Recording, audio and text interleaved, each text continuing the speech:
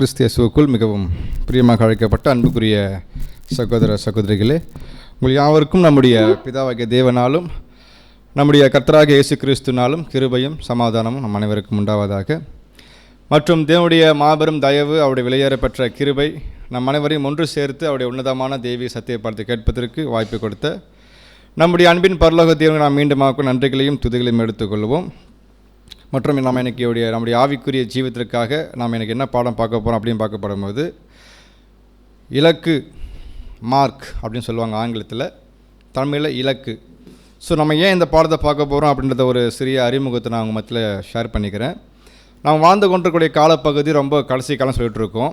அந்த கடைசி காலத்துக்கே உரிய நம்முடைய லட்சியம், நம்முடைய குறிக்கோள்கள் எதுவாக நோக்கி இருக்கணும் அப்படின்னு பார்க்கப்படும்போது, தேவன் அழைத்த அந்த அழைப்புடைய நோக்கத்தை புரிஞ்சிக்கிட்டு அந்த நோக்கத்திற்குரிய வீரியம், தீவிரத்தன்மை நம்மளுக்கு காணப்படும் பட்சத்தில் தான் நம்ம என்ன நோக்கத்தை வந்திருக்கிறோமோ அதை அடைவதற்கான ஒரு விஷயங்களை காணப்படும். ஏன் அப்படி பார்க்கப்படும் போது ரொம்ப ரொம்ப கிட்ட நெருங்கிக்கிட்டு இருக்கிறோம். அநேக வசனம் படிச்சுட்ருக்கோம். மத்தேயில் இயேசு கிறிஸ்து பேசும் வசனங்கள் ரொம்ப தீவிரமாக காணப்படுது. ஸோ அதனால் வந்த அழைப்பையும் தெரிந்து கொள்வதிலையும் உறுதியாக்கும். நம்ம பாடம் கேட்டோம் இல்லையா, அப்போ அந்த அழைப்பையும் தெரிந்து எப்படி உறுதிப்படுத்த போகிறன்றதுக்கான கடந்த வாரத்தில் பார்த்தேன், 2 வாரத்துக்கு முன்னாடி அந்த பாடத்தினுடைய தொடர்ச்சியாக கூட காணப்படுறதை நான் உங்களுக்கு என்ன பண்ண ஷேர் பண்ணிடுறேன். ஸோ பாடத்தினுடைய தலைப்பு இலக்கு. அதுக்குரிய ஆதார வாசனம் வாசிக்கலாம். பிலிப்பியர் 3ஆம் அதிகாரம் 13ஆம் வசனங்கள் முதல்.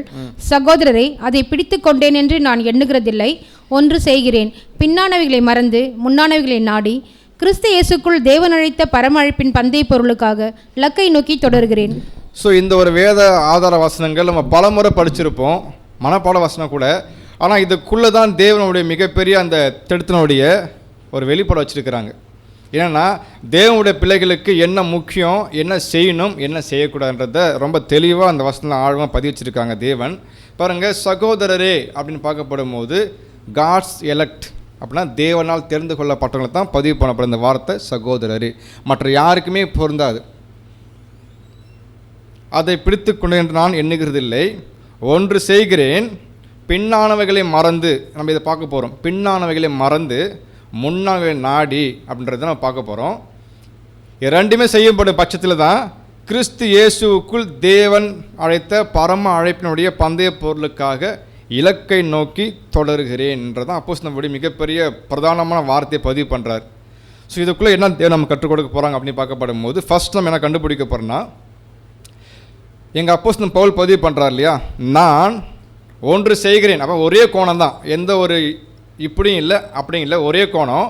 பின்னானவர்களை மறக்கிறேன், முன்னானவர்களை நோக்கிறேன்றார். அப்படின்னா நம்ம என்ன கண்டுபிடிக்க போகிறோம்னா, ரொம்ப எளிமையாக பின்னானவர்களை மறந்துன்னு அப்போஸ்தலன் பவுல் அங்கே என்ன பேசுகிறார் அப்படின்னு பார்க்கப்படும் போது, அவர் முன்னிருந்த வாழ்க்கை இருக்கு இல்லையா, மாம்சத்தினுடைய வெளிப்பாடுகள், அது கோபமாக இருக்கலாம், இல்லை மற்றதாக இருக்கலாம். அதே சமயத்தில் பெருமை, என்ன பெருமைனா அவர் யாராக இருக்கார், ரோம குடிமகனாக இருக்கக்கூடிய அந்த அத்தாரிட்டி பீப்புளாக இருக்கக்கூடிய அந்த மனசாட்சி இருக்கலாம். இது எல்லாவற்றையும் முன்னானவைகள் பதிவு பண்ணுறாரு. நமக்கு என்ன அப்படி பார்க்கப்படும் போது, நாமளும் அதே போல் அழைக்கப்பட்டிருக்கிறோம்.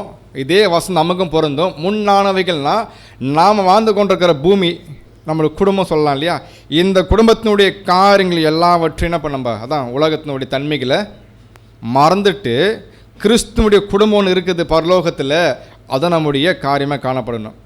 ஒருவேளை மீண்டும் மீண்டும் நம்ம இந்த பூமிக்குரிய இந்த குடும்பத்தோடு சார்ந்து காணப்படும் பட்சத்தில் என்ன அடைய முடியாதுன்னு சொல்கிறாருன்னா, இலக்கை அடைய முடியாது. ஏன்னா சொல்கிறா பாருங்க, நான் இலக்கை நோக்கி தொடருகிறேன். அப்படின்னா பின்னாணியில் பார்க்கப்படும் போது நம்ம எளிமையாக புரிஞ்சிக்கலாம், நம்முடைய பழைய வாழ்க்கைகள், பழைய சிந்தனைகள், பழைய விருப்பங்கள், அதுவே நம்ம இன்னும் நம்ம சத்தியத்துக்குள்ளே வந்தும் நம்மளை அதுவே வழிநடத்து கொண்டிருக்குன்னா நம்ம என்ன பண்ணலாம், இன்னும் அதை மறக்கலாம் எடுத்துக்கலாம், இல்லை மறந்து கொண்டு எடுத்துக்கலாம். இதெல்லாமே பார்க்கப்படும். ஏன்னா அங்கே அப்போஸ்தலன் பவுல் சொல்கிறாங்க, பின்னாளில் மறக்கணும். உதாரணத்துக்கு லோத்தின் மனைவியை போல் வெளியில் வாங்க சொல்லப்படும், வெளியில் வராங்க, ஆனால் திரும்பி பார்க்கக்கூடிய மனப்பான்மை. ஏன்னா அவங்களுடைய ஆசைகள் அங்கே இருக்குது, அது எப்படி விட்டு வெளியேறுவதுன்ற மனப்பான்மை. அப்போனா இது எல்லாமே நம்முடைய ஆவிக்குரிய ஜீவத்திற்கு ஒரு மிகப்பெரிய பாதிப்பை கொடுக்குன்றத என்ன பண்ணுற அப்போஸ்தலன் பவுல், இதெல்லாம் மறக்கணும். நம்மக்கூடிய நல்ல ஒரு சொசைட்டி, நல்ல ஒரு கௌரவமான விஷயங்கள் எதுவாக இருக்கலாம், எதுவாக இருந்தாலும் தேவனுடைய பிள்ளைகள் அதை மறக்கணும். எதுக்கும் பார்க்கப்படும் போது எல்லாவற்றையுமே இல்லை. ஏன்னா புது சிருஷ்டிக்கு தடையாறக்கூடிய எல்லாத்தையும் நம்ம மறக்கலாம். அதான் பின்னானவைகளை மறந்து. ஏன்னா நம்மளுடைய கோலை தானே, ஏன்னா புது சிருஷ்டிக்கு அது தடையாக இருக்கும் பட்சத்தில் கோலை அடைய முடியாது. அப்போ இதை மறக்குன்றதை பார்க்குறோம். மறந்த பிற்பாடு தான் என்ன சொல்கிறார் அடுத்து பாயிண்ட்டு, பின்னானவர்களை மறந்துட்டேன், அடுத்து சொல்கிறாருன்னா முன்னானவை நாடி அப்படி சொல்லப்படும் போது வாசிக்கலாம் சிஸ்டர். உலகமும் மாம்சமும் எரியும் எதிரியின் சக்திகளையும் மீறி புதிய ஆவிக்குரிய ஜெயங்களை நாடுங்கள். நம்முடைய மனதை நமக்காக வைக்கப்பட்டுள்ள பரலோகத்தில் உள்ள நோக்கங்களாலும் நம்பிக்கைகளாலும் மட்டுமே நிரப்பிக்கொள்ள வேண்டும். பாருங்க, முன்னானவர்களே நாடணும்னா நம்ம எங்கேருந்து வந்திருக்கிறோம்? உலகத்து வாங்கும்போது அந்த உலகத்தினுடைய சாத்தனுடைய தன்மைகள், உலகம், ஏன் நம்ம சொந்த மாம்சம் நம்ம என்ன பண்ணோம், ஆப்போஸ் பண்ணும். அந்த ஆப்போஸ் பண்ணக்கூடிய நம்ம எதிரி என்ன பண்ணோம், அதை நம்ம மீறி நமக்குடைய ஆவிக்குரிய ஜீவத்தை பெற்றுக்கொள்வதற்கு என்ன பண்ணோம், ஜெயம் கொள்ளணுமா? ஏன்னா நம்முடைய மனதை நமக்காக வைக்கப்பட்டுள்ள அந்த பரலோகத்தின் நோக்கத்தை நோக்கி தான் மைண்ட் செட் என்ன பண்ணணும், செட் பண்ணணும். நம்முடைய நம்பிக்கை அதை தான். அதுக்காக நம்ம மனசை பதிவு பண்ணும்போது தான் பின்னானவைகள் வெளியேற்றம் போயிட்டுருக்கோம். அப்போ முன்னாள் பார்க்கப்படும் போது தேவன் எனக்காக வைத்திர மாபெரும் லக்கு என்ன, அதை நோக்கி உள்ள என்ன பண்ணும், பிரவேசிக்க வாய்ப்பு இருக்குன்னு பார்க்குறோம். நெக்ஸ்ட் படிங்க.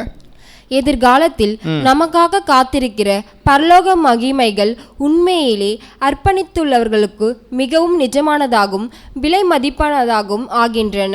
அத்தகையவை இப்பொழுது நாம் அனுபவிக்கிற இழப்புகளையும் தியாகங்களையும் 100 அடுக்கு அளவில் ஈடு செய்கின்றன. பாருங்க, அப்போ நமக்கு தெரியும் அர்ப்பணிக்கப்பட்ட மாத்திரம்தான் அந்த வார்த்தைகளை பதிவு பண்ணுறார். சகோதரரே, பின்னானவைகளை மறந்து முன்னானவர்கள் நாடி போங்கன்னா இது யாருக்கு குறிப்பிட்ட வகுப்பாருக்கு மாத்திரம்தான். யார் தேவனால் தெரிந்து கொள்ளப்பட்டு அந்த அர்ப்பணிப்பின் ஜீவத்தை வந்திருக்கிறாங்களோ அவங்களுடைய வாழ்க்கையில் என்ன செய்யணும்னு சொல்கிறாருனாக்கா, உண்மையாகவே தேவன் எனக்கு தான் அந்த மாபெரும் அழைப்பையும் தெரிந்துகளும் கொடுத்துருக்குறாங்க, அதை எப்படியாவது என் வாழ்க்கையில் உறுதி போன்ற தன்மை யார் காணப்படுதோ அவங்க தான் என்ன பண்ணுவாங்க. இப்போதுக்கூடிய எல்லா விதமான இழப்புகளையும் தியாகங்களையும் என்னங்க பரலோகத்து மகிமை ஒப்பிட்டு பார்க்கப்படும் போது ரொம்ப கம்மின்ற மனப்பானம் வரணும். எல்லா விதமான ஆசைகளையும் எல்லாவற்றும் துறக்கும் பொழுது தான் பரலோகத்துக்குரிய அந்த முன்னானவைகள் நமக்கு முன்பு இருக்கிறது. இந்த கோல், அந்த கோலை நம்ம எப்படி அடையணும், ஏன்னா வந்த நோக்கமே தானே. அப்போனா இந்த கோலை அடையணும்னா நம்ம சில பயிற்சி காலம் தேவைப்படுது. இது பின்னானோட விளக்க சிம்பிளாக பார்த்துட்டோம், முன்னானது விளக்கம் பார்த்துட்டோம். இப்போ ரெண்டுமே நம்ம என்ன பண்ணணும், கம்பேர் பண்ணி பார்த்தாச்சு. இப்போது இந்த முன்னாள் நாடி ஓடுன்னா எடுத்துனா போயிட முடியாது. அதுக்கு சில ப்ராக்டிஸ் நமக்கு தேவைப்படுது, அதுக்கு பயிற்சி கலந்து தேவைப்படுது. அது எங்கே கொடுக்கப்படும் அப்படின்னு பார்த்தீங்கன்னா, கிறிஸ்துனுடைய பள்ளியில், திவ்ய பள்ளிக்கூடத்தில் அந்த பயிற்சி கொடுக்கப்படுதான். யாருக்கும் சொல்கிறாருன்னா, லக்கை நோக்கி தொடர்கிறேன்னு சொல்லப்படும் போது யாரெல்லாம் உண்மையாக அர்ப்பணம் பண்ணியிருக்கிறாங்களோ அவங்களுக்கு நான் அந்த பந்தய போல கொடுப்பேன்னு தேவன் வாக்களிக்கவே இல்லை. யார் ஜெயம் கொள்ளுகிறார்களோ அவர்களுக்கு தான் கொடுக்க போகிறான்றாரு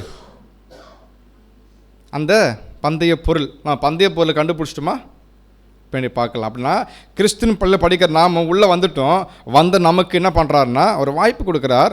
அந்த அர்ப்பணிப்பின் ஜீவன் அர்ப்பணிக்கிறோம். அர்ப்பணிக்கப்பட்ட உடனே நம்ம என்ன பண்ண முடியாது, போயிட்டு அந்த லக்கு அடைய முடியாது. அப்புறம் ஸ்டார்டிங் ஸ்டேஜ் தான். அப்போனா எப்போ நம்ம உடன்படிக்கை எடுக்கிறோமோ அந்த உடன்படிக்கையை துவக்கத்தில் நம்மளால் பண்ண முடியாது. ஒரு வேளை உடன்படிக்கை எடுத்து 10 நாளில் ஒரு சகோதரன் மறித்து போகிறான் வைத்துக்கொள்ளலாம், லக்கு அடைஞ்சிட்டு இருப்பாரா? அப்போ பாருங்கள், அப்போ லக்குன்றது மிகப்பெரிய விஷயங்கள், அது சில ப்ராசஸ் இருக்குது. அப்போ உடன்படிக்கை மாத்திரம் எடுத்திருக்கிறார். அப்படி அர்ப்பணிச்சு பண்ண உடனே தேவன் வாக்கு கொடுக்கவே இல்லை. நான் உனக்கு என்ன பண்ணுவேன், அந்த பந்தய போல கொடுப்பன் வாக்களிக்காமல் யார் இந்த பூமியில் நிரூபித்து காண்பிக்கிறாங்களோ ஜெயிக்கிறாங்களோ அவங்களுக்கு தான் கொடுப்பன் வாக்களிச்சிருக்கிறார். ஜெயம் கொள்ளுகிற எவனோ அப்படின்னா அவர்களுக்கு தான் அந்த ப்ரைஸ், மற்ற எந்த மாற்று கருத்துமே இல்லை. அப்படின்னா இந்த கிறிஸ்துவனுடைய பள்ளிகளை படித்த காரணம் அவர் நம்ம என்ன வழிநடத்துகிறாங்கன்னா தேவனுக்கு ஏற்ற விதமாக காணப்படுவதற்காகவும். அது மட்டும் கிடையாது, இது யார் தெளிவாக புரிஞ்சுக்கிட்டு கடினப்பட்டு கஷ்டப்பட்டு ரொம்ப நிபந்தனைக்கு உட்பட்டு நிரூபித்து காண்பிப்பாங்க, நான் குட் ஸ்டூடெண்ட், அவங்களுக்கு தான் ப்ரைஸ். இது சகர் ஒரு விளக்கம் கொடுக்குறாரு. சுருக்கம் சொல்லப்போனால், ஒரு சிறு பிள்ளை நம்ம என்ன பண்ணோம், ஸ்கூலில் இப்போ சேர்ப்போம் இல்லையா, அட்மிஷன் போட்ட உடனே அவருக்கு என்ன கொடுக்கப்படாது, கிராஜுவேட் கொடுக்கப்பட முடியுமா? அப்படின்னா ஸ்கூலில் சேர்க்கப்படணும். சேர்த்த பிற்பாடு என்ன பண்ணவர், அந்த டிகிரி வாங்குறது இடைப்பட கேப் இருக்கு இல்லையா, படித்து புரிந்து வைராக்கியத்தை என்ன பண்ணாத உள் வாங்கும் பட்சத்தில் நிரூபித்து காமிப்பாரா? நிரூபித்து காமிச்சதுக்கு அப்புறம் தான் என்ன அங்கீகாரம் கொடுக்க போகிறோம். இவருக்கு என்ன பண்ண முடியும், இவர் முடிச்சிருக்கிறாரு, குவாலிஃபைடுன்னு கொடுக்கப்படும். அதே போல் நமக்குள்ள அதே மாதிரி பக்தி வைராக்கியத்தினுடைய சூழ்ச்சிகள் எங்கே காணப்படுனாக்கா இந்த கிறிஸ்துவனுடைய பள்ளிக்குள்ளே தான் காணப்படும்.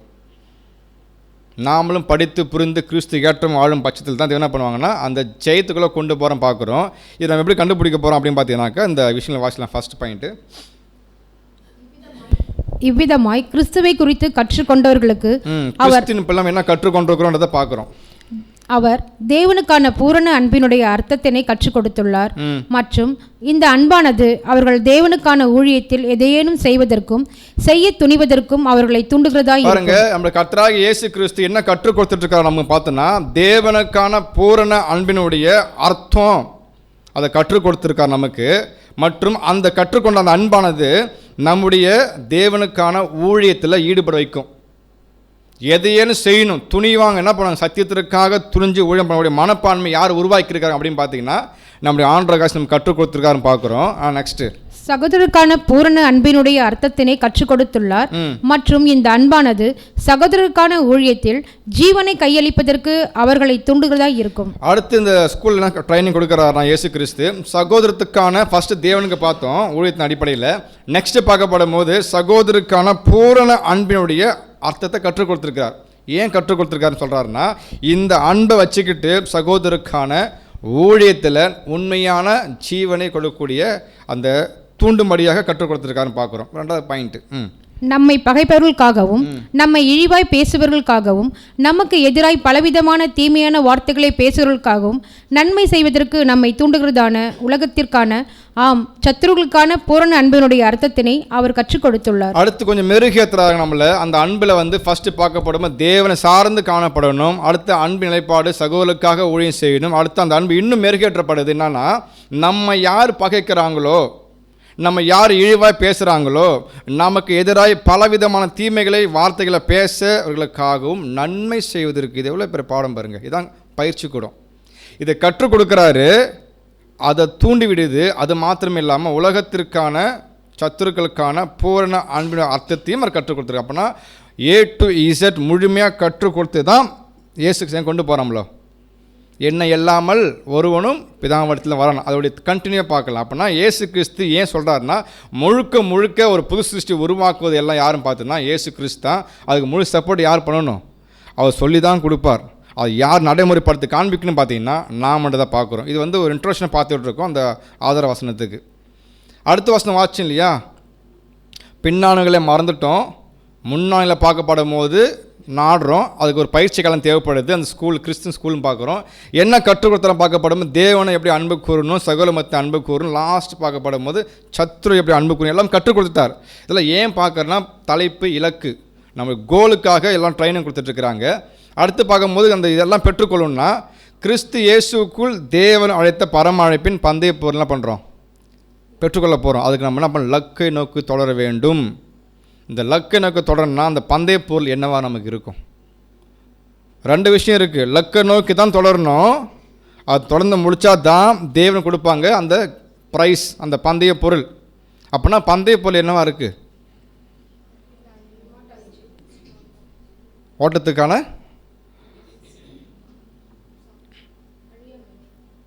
வசனம் இருக்குது. அதுக்கு ஒரு ப்ரைஸ் கொடுப்பார் இல்லையா, ஒரு பொருள் கொடுப்பார், கிரீடம். ஓகே, வசனம் வாசிக்கலாம்.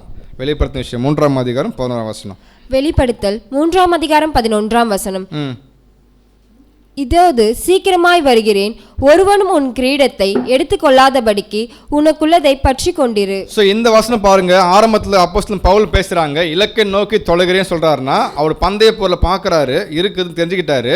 ஆனால் இங்கே பார்க்கப்படும் போது இங்கே என்ன சொல்லப்படுதான், இதோ சீக்கிரமாக வருகிறேன், ஒருவனும் உன்னுடைய கிரீடத்தை எடுத்துக்கொள்ளாதபடிக்கு உனக்குள்ளதை பற்றி கொண்டிரு. அப்படின்னா இதை அர்ப்பணம் பண்ண உடனே தேவன் நம்ம கொடுக்கறது இல்லை. அப்படின்னா அது எப்படி அவங்க வாழ்க்கையில் நடைமுறைப்படுத்தி காண்பிக்கிறாங்களோ அதை காண்பிக்கும் பொழுது தக்க வைத்து கொண்டிருப்பாங்கல்ல, அதை பார்த்து தான் பேசுகிறாங்க. உடன்படிக்கை எடுத்த உடனே அவங்களுக்கு கீழத்துக்கான அழைப்பு தான் கொடுக்கப்பட்டிருக்க தவிர தேவன் அவர்களுக்கு கீழம் கொடுக்கல.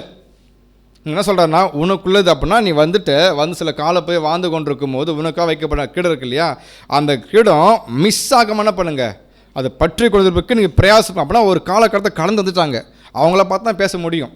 நீ வந்துட்டு என்ன பண்ணிட்டீங்க, இவ்வளோ விஷயம் கலந்து வந்துட்டீங்க, இது உங்களுக்காக வைக்கப்பட்டது, நீங்கள் என்ன பண்ணுறாதீங்க, மிஸ் பண்ணால் சொல்ல முடியுமே தவிர ஆரம்ப காலம் சொல்ல முடியாது. தெரியுங்களா, ஏன் அப்படி பார்க்கப்படும் போது இலக்கை ஒருத்தவங்க அடையணும்னா எந்த அளவுக்கு ரொம்ப ஜாக்கிரதையாக இருக்கணும். சாதாரண விஷயங்கள் இல்லை, ரொம்ப கடைசி காலத்தை வாழ்ந்துக்கணும். நமக்கு இலக்கு ரொம்ப முக்கியமானது.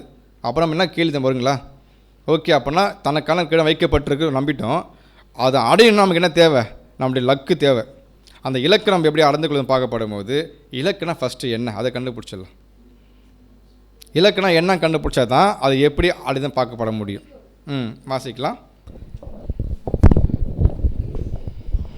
இலக்கு என்றால் என்ன? நம்முடைய அர்ப்பணிப்பை இலக்கு என்று எண்ணக்கூடாது. நம்முடைய அர்ப்பணிப்பு அதான் இலக்கு. நம்ம எப்பவுமே என்ன பண்ணக்கூடாது, எண்ணிக்கொள்ளக்கூடாது. அர்ப்பணம் வேற, இலக்கு வேற. ஏனெனில் நமக்கான பரீட்சைகளும் நமக்கான சோதனைகளும் நம்முடைய அர்ப்பணிப்பிற்கும் பின்தான் வருகின்றதை ஒழிய அர்ப்பணிப்பிற்கு முன்பல்ல. ஒருவன் தன்னை அர்ப்பணம் பண்ணியுள்ளான் என்பதனால் இலக்கில் காணப்பட முடியாது. ரொம்ப தெளிவாக தெரியுது இல்லையா? அப்படின்னா அர்ப்பணம் பண்ணனதுக்கு அப்புறம் தான் நமக்கான பரீட்சைகள் சோதனைகள் கொடுக்கப்படுது. அதை நிரூபித்து காட்டப்படும் போது எங்கே இருக்கிற இலக்கை நோக்கி ஓடிட்டு பார்க்க முடியுமே தவிர அர்ப்பணம் பண்ண உடனே என்ன பண்ண முடியாது, லக்கில் நிற்கிறேன்னு சொல்ல முடியாது. ஏன் அப்படின்னு பார்த்தோன்னா லக் என்பது நமக்கு தெரியும் இல்லையா, ஒரு அச்சீவ்மெண்ட், ஒரு கோல். எடுத்துடனே யாரும் பண்ண முடியாது, சில காலப்பகுதி ஆகும். அந்த காலப்பகுதி உள்ள போனால் தான் என்ன பண்ண முடியும். அப்போ எவ்வளோ ட்ரைனிங் தேவைப்படுது, அடுத்து வாசிக்கலாம். மாறாக ஒருவன் சோதனையை சகித்தவனாகவும் இவ்வாறாக தன் அர்ப்பணிப்பு இருதயத்திலிருந்து வந்துள்ள ஒன்று என்றும் தேவனுக்கு அடுத்த ஊழியங்களின் விஷயத்தில் தன் அர்ப்பணிப்பில் தான் நேர்மையுடன் இருக்கிறான் என்றும் நிரூபிப்பவனாகவும் காணப்படுவதனாலேயே ஒருவனால் இலக்கில் காணப்பட முடியும். அர்ப்பணிச்சிட்டாங்க, அர்ப்பணத்துக்கு அப்புறம் எனக்கு ஒரு மிகப்பெரிய ஒர்க்கு சொல்றாரு. மாறாக ஒருவன் சோதனையை சகித்தவனாகவும், அப்படின்னா சோதனை வரும், அது சகிக்கணும். இவ்வாறாக தன் அர்ப்பணிப்பு இதயத்திலிருந்து வந்துள்ளது ஒன்று என்றும் தேவனுக்கு அடுத்த ஊழியங்களில் விஷயத்தை என்ன பண்ணுவாங்க, அர்ப்பணிப்பின் தான் நேர்மையாக இருக்கின்றான் என்றும் நிரூபிப்பவனாகவும் காணப்படுவதனால தான் அந்த மனுஷனாலோ அந்த சகோதரர்களையோ இலக்கில் காணப்பட முடியும். இதெல்லாம் அர்ப்பணத்தை தொடர்ந்தக்கூடிய பாயிண்ட்ஸ்.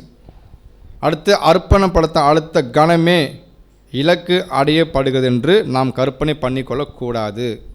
ரொம்ப பிரித்து காமிக்கிறாங்க பாருங்கள். அர்ப்பணம் பண்ண உடனே நம்ம என்ன பண்ணிகிட்ருக்கோம், லக்குக்கு நிற்கிறோம், நம்ம அடைய போகிறோன்றது என்ன வராது, நமக்கு தெரியும். பட் நம்ம என்ன பண்ண திரும்ப ரீகால் பண்ணிக்கலாம், வராது. ஏன்னா இந்த இலக்கு என்பது சொல்கிறாருன்னா குணலட்சணத்தின் ஒரு குறிப்பிட்ட அளவு வளர்ச்சி அடையப்பட வேண்டும். தேவன் அந்நபரைத்தான் நித்திய ஜீவனுக்கு பாத்திரமாக எண்ணத்தக்கதாக கொண்டு போவார். அப்போ அர்ப்பணம் என்பது ஸ்டார்டிங் ஸ்டேஜ், அது முதிர்ச்சி அடைந்து லக்குன்ற மாபெரும் ஒரு கரெக்ட் நிற்கும் படும் போது தான் தேவன் என்ன பண்ணுறாங்களே பரலோகத்துக்கு எடுத்துக்கொள்ள போகிறார்.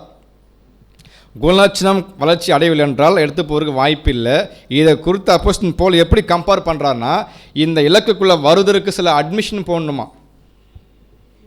ஓட்டப்பந்தயம் ஓடுறோம் இல்லையா, சாலைக்குள்ளே ஓடுறவங்க சாதாரண உள்ளே வந்துட முடியாது. அவங்க வரும்போது என்ன பண்ணணும்னா ப்ராப்பராக உள்ளே வரணும். அதை கொடுத்து அழகாக பேசுகிற என்ன சொல்கிறாருன்னா, முதல் பாயிண்ட்டு படிக்கலாம் சிஸ்டர். ஓட்டப்பந்தய வீரர்கள் பந்தய சாலைக்குள் முறையாய் பிரவேசிக்க வேண்டும். இது போலவே நாமும் ஒரே வாசல் மூலமாக, அதாவது நம்மை மீட்டுக்கொண்டு தேவனுக்கு முன்பாக நம்மை நீதிமான்களாக்கிட்ட விலையேற பெற்ற இரத்தத்தின் மீதான விசுவாசத்தின் மூலமாகவே முறையாய் பந்தய சாலைக்குள் பிரவேசிக்க வேண்டும். இந்த இலக்கை நம்ம அடையணும் அப்படின்னா, இலக்கை அடைவதற்கு முன்பதாக அர்ப்பணிப்புக்குள்ளே வரணும் இல்லையா. எப்படி என்ட்ரன்ஸ் உள்ள சொல்கிறாருன்னா, ஓட்டப்பந்தய வீரர் இருப்பார் இல்லையா, அவர் ஓடும் போது மைதானம் இருக்கும், பந்தய சாலை இருக்கும், எல்லாம் ஓட முடியுமானா இல்லை. அப்படின்னா ப்ராப்பராக பண்ண ஒரு அட்மிஷன் போட்டிருக்கணும். உள்ளே போயிட்டு பதிவு ரிஜிஸ்டர் பண்ணணும் இல்லையா, பண்ணாதான் உள்ளே அவர் ஒரு ஓட்டப்பந்தய வீரனாக கருதப்படுவார், உள்ளே அலோவ் பண்ணப்படுவார். இப்போ நாம் எப்படி வந்திருக்கிறோம், கிறிஸ்துவுடைய விலையேறப்பட்ட இரத்தத்தின் மூலமாக ஒரே வாசல் அது வழியாக பிரவேசிக்கிறோம். அப்படி வந்தால் மட்டும்தான் முறையான ஒரு சாலைக்குள்ள வந்திருக்கணும் அர்த்தம். வந்த நாம் அடுத்து என்ன பண்ண சொல்கிறாருன்னா, வந்தாச்சு. பந்தய சாலைக்குள் வருபவர்கள் ஓட்டப்பந்தய வீரர்கள் என முறையாய் பதிவு பண்ணப்பட்டவர்களா நான் ஒரு ஓட்டப்பந்தய வீரன் என்றதை முறையாக என்ன பண்ணுவாங்க, ரிஜிஸ்டர் பண்ணணும். உள்ளே வந்ததுக்கு அப்புறம் நான் கலந்து கொள்ள போகிறேன், இதுக்கான தீவிரமாக நான் பயிற்சி எடுத்துகிட்டு இருக்கிறேன், எனக்கு வாய்ப்பு கொடுங்கன்னு அவங்க ஃபஸ்ட் என்ன பண்ணணும், ரிஜிஸ்டர் பண்ணணும். எதுக்கு, நான் ஒரு ஓட்டப்பந்தய வீரன் என்றதை அவங்க ரிஜிஸ்டர் பண்ணணும். இவர்கள் தங்களுடைய நோக்கத்தை உறுதியாய் தெரிவிக்க வேண்டும், இல்லையேல் இவர்கள் பந்தயத்தில் இருக்க முடியாது. இப்படியாகவே நம்முடைய விஷயத்திலும் கூட ஆகும். விசுவாசனால் நீதிமான்கள் பட்டும் இந்த ஓட்டப்பந்தயம் மற்றும் இதற்கான பரிசு தொடர்புடைய நமக்கான ஸ்லாக்கியங்கள் குறித்து தகவல் அறிந்தும் உள்ள நிலைமையில் நாம் நமது நோக்கத்தை குறித்து அறிக்கை செய்வது, அதாவது கர்த்தரோடு ஒரு உடன்படிக்கை பண்ணுவது என்பது நம் மீதான கடமையாக இருக்கின்றது. இப்படி முறையாய் பந்தயத்திற்குள் பிரவேசிக்க வேண்டும். ஸோ ரொம்ப எளிமையாக நம்ம புரிஞ்சிக்க முடியுது. அப்படின்னா ஃபஸ்ட்டு என்ட்ரன்ஸு இயேசு கிறிஸ்துவனுடைய வாசல் ஈடுபலி மூலமாக உள்ளே வந்துட்டோம். வந்து நம்ம என்ன பண்ணால் ஒரு ஓட்டைப்பந்தய வீரன்ற முறையாக ரிஜிஸ்டர் பண்ணணும். அதான் பார்க்குறோம் உடன்படிக்கையினுடைய விஷயங்கள். முழுமையான உடன்படி எடுக்க பட்சத்தில் தான் அவர்கள் எங்கே உள்ளே வராங்க, மைதானத்துக்குள்ளே வராங்க, வந்து ஓட்டத்திற்கான பதிவு பண்ணிட்டு போகிறாங்க. ஆனால் இன்னொரு விஷயம் பார்க்கப்படும் போது சில பேர் முறையான பண்ணுவாங்க, பதிவு பண்ணி இருப்பாங்க. சில பேர் கிரவுண்டில் இருப்பாங்க, ஆனால் அந்த கிரவுண்டுக்குள்ளே வேடிக்கையாக காணப்படுவார்கள். சில பேர் விமர்சிப்பெல்லாம் காணப்படுவாங்க. நம்ம அதையும் புரிஞ்சுக்கணும். மைதானத்துக்குள்ளே முறைப்படி ரிஜிஸ்டர் பண்ணி ஓடக்கூடிய ஓட்டப்பந்தய வீரன் இருப்பார். அதே மைதானத்துக்குள்ளே யார் இருப்பாங்க அப்படின்னு பார்க்கப்படும் போது வேடிக்கை மாத்திரம் பார்த்து கொண்டு இருப்பாங்க. அதே கிரவுண்டுக்குள்ளே விமர்சிப்பவர்கள், குறை சொல்லக்கூடியவர்கள் அவங்களும் காணப்படுவாங்க. அப்போ என்ன காரணம் பார்த்தீங்கன்னா, இந்த ஓட்டப்பந்தய சாலைக்குள்ளே எல்லாமே காணப்படும். யார் முறையாக ஓடிக்கொண்டிருக்கிறாங்களோ அவங்க தான் லக்கை நோக்கி தொடர முடியும். அவங்களோட பேர் எங்கே ரெஜிஸ்டர் பண்ணப்பட்டிருக்குன்னா, எபிரேயர் 12:23 வாசிக்கலாம். யார் முறையாக பதிவு பண்ணாலும் அவங்க பேர் மாத்திரம்தான் பூமியில் இல்லை, பரலோகத்தில்.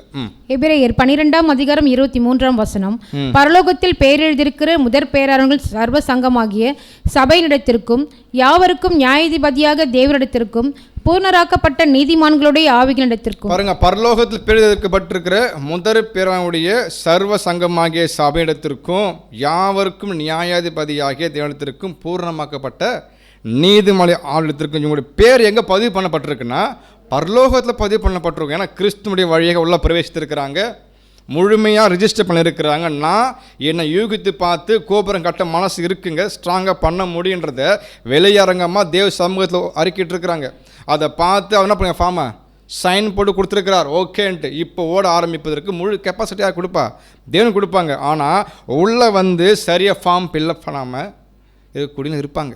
சரி, நம்ம அப்புறம் பார்த்துக்கலாம். அப்படின்னா ஓட்டப்பந்தில் உள்ள வந்துட்டோம், வந்து நமக்கு அப்படியே ஓட முடியுமா? அப்படின்னா சில ரூல்ஸ் அண்ட் ரெகுலேஷன் காணப்படும் இல்லையா? அப்படின்னா ஓட்டப்பந்தயத்தினுடைய நிபந்தனைகள் கொடுக்கப்படும். இப்படி தான் ஓடணும். உலகப்புற மக்கள் எதிர்பார்க்குறாங்க இல்லையா, தியாகம் செய்யணும், டைமிங் ஃபாலோ பண்ணணும், ஃபிட்டாக இருக்கணும், சரியாக கண்ட்ரோல் பண்ணணும் ஃபுட்டு, கரெக்டுங்களா? அப்போ தான் சரியாக ஓடத்துக்கான பயிற்சி எடுக்க முடியும்.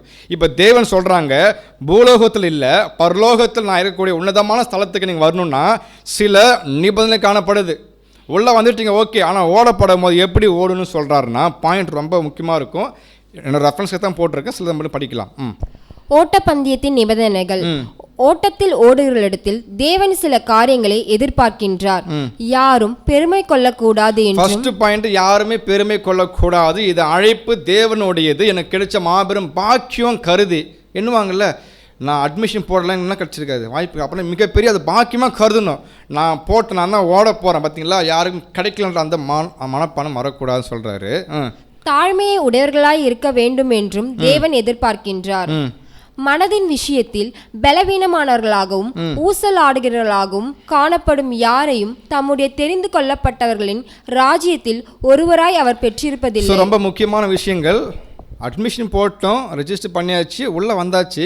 வந்ததுக்கப்புறம் தேவன் சொல்கிறாங்க யாருக்குமே மனமேட்டும் இருக்கக்கூடாது. ஓகே, நான் படிச்சுட்டு நிறைய பாயிண்ட்டு. எப்படி ஆண்டவர்னா மனத்தாழ்மையாக ஹம்பலாக ஓடுங்க. ஒருவேளை இதெல்லாம் ஸ்ட்ராங்காக இருக்கணும். ஒருவேளை மனத ரீதியாக ரொம்ப வீக்னஸாக இருப்பாங்கள்ல, இப்படி அப்படி ஊசில் ஆடும் தொங்கிட்டு இருக்கும் பார்த்தீங்களா, இப்படி இப்படி எப்படி போகிறது தெரியாமல் அப்படியே பட்டனை சூஸ் பண்ணுவார் தேவன். சூஸ் பண்ண மாட்டாங்க, அது வாய்ப்பு இல்லைனாலும் அவங்க ஓடுறதுக்கெல்லாம் வாய்ப்பே இல்லை. அடுத்து பாருங்கள், ஒருவேளை அவங்க நல்லா பூர்ண நாலேஜ் இருக்குது, அவங்கள கூப்பிட்டு போகிற தேவன் படிக்கலாம். ஒருவன் பலமான அறிவாற்றல் பெற்றிராமல் இருக்கலாம், ஆனாலும் தான் பலமான சித்தம் கொண்டவனாக உறுதியான தீர்மானம் கொண்டவனாக இருப்பதாகவும் பரிசினை பெற்றுக்கொள்ளத்தக்கதாக ஜீவியத்தின் காரியங்கள் அனைத்தையும் விட்டு இருப்பதாகவும் அவன் தன்னை தேவனுக்கு வெளிப்படுத்திட வேண்டும். தேவனுக்கு முன்பாக எனக்கு சகல அறிவும் கொடுக்கப்பட்டிருக்கின்ற எந்த ஒரு நபரையும் அவர் ஏற்றுக்கொள்ள மாட்டார். மாறாக அவங்க நிரூபித்து காமிக்கணுமா, எனக்கு உறுதியான ஒரு சித்தம் இருக்குது, நான் செய்யணுன்ற வைராக்கியம் வாஞ்சை இருக்குது, எப்படியோ ஓடி முடிக்கணுன்ற அந்த எண்ணம் காணப்படல, அப்படியே பாட்டை மாற்றிருந்தால் போதும். அறிவு அதிகமாக இருந்தால் உள்ள அலோவ் பண்ண மாட்டார். அதே சமயத்தில் ரொம்ப வீக்னஸாக இருப்பாங்கள்ல, ஏதோ கொஞ்சம் கிடச்சி கூட்டுப்பாங்கல்ல, நோ காம்ப்ரமைஸ். தேவனுடைய பிளேஸ் அப்படியேப்பட்டது. லக்கை நோக்கி தொடரணும். அதை முடிக்கிறவங்களுக்கு தான் ப்ரைஸ், தவிர வந்துட்டாங்க போனால் போட்டோம் அப்படி கொடுக்க போகிறதில்ல. நமக்கே தெரியும் யார் ஓடி ஜெயிக்கலாம் தான் ப்ரைஸ் கொடுக்குறாங்க, ஓரம் எல்லாருக்கும் கொடுக்கறது இல்லை. அப்போ நான் இதை முக்கியமான விஷயம், இது எல்லாம் ஓடி இதெல்லாம் என்னங்க ஓட்டப்பந்தத்தினுடைய சாலைகள் வரக்கூடிய நிபந்தனைகள். அடுத்து அவன் தன் நேர்மனை என்ன பண்ணணும், தேவனுக்கு நிரூபித்து காமிக்கணும். மிகப்பெரிய பாயிண்ட்டு, ஹானஸ்ட், சரியாக இருக்கணும். ஓட்டம் ஓடும் போது எப்படி வேணால் ஓடலாம், ஆனால் நான் ஓடுற ஓட்டம் தேவனுக்கு கொடுத்த மிகப்பெரிய வாய்ப்பு. அதை நேர்மையாக என்ன பண்ணணும், அதை சொல்கிறாருன்னா சரி நேர்மையாக நிரூபித்து காட்ட வேண்டும். அவன் ஏன்னா மகிமையை நாடுகிறவனாக மாத்திரம் இராமல் தேவனத்திலான தன் பொறுப்புகளையும் அவன் அடையாளம் கண்டு கொள்ள வேண்டும். இது நான் ஒரு இலக்கம் மட்டும் நோக்கி ஓடிட்டுருக்கேன், ஒரு பக்கம் குட், ஆனால் எனக்கு தேவன் மிகப்பெரிய பொறுப்பும் கொடுத்துருக்குறான்றதை என்ன பண்ண அவர் ஃபீல் பண்ணவர். அப்படி பண்ணும்போது தான் உண்மையான ஹானஸ்ட்னா பண்ணணும். இதுதான் ஒரு நிபந்தனைகள், இதன் அடிப்படையில் ஓடுறதுக்கு தயார் அப்படின்ற சொல்லக்கூடிய மாத்திரம் தான் என்ன பண்ண தேவன்னா அழகாக என்ன பண்ணுவாங்க, ரெஜிஸ்டர் பண்ணியிருக்கிறாங்க, உள்ள என்ட்ரன்ஸ் வந்திருக்கிறாங்க. தான் ஓடும் போது இதுதான் ரூல்ஸ் அண்ட் ரெகுலேஷன். தியாக வாழ்க்கை செய்யப்பட வேண்டும்.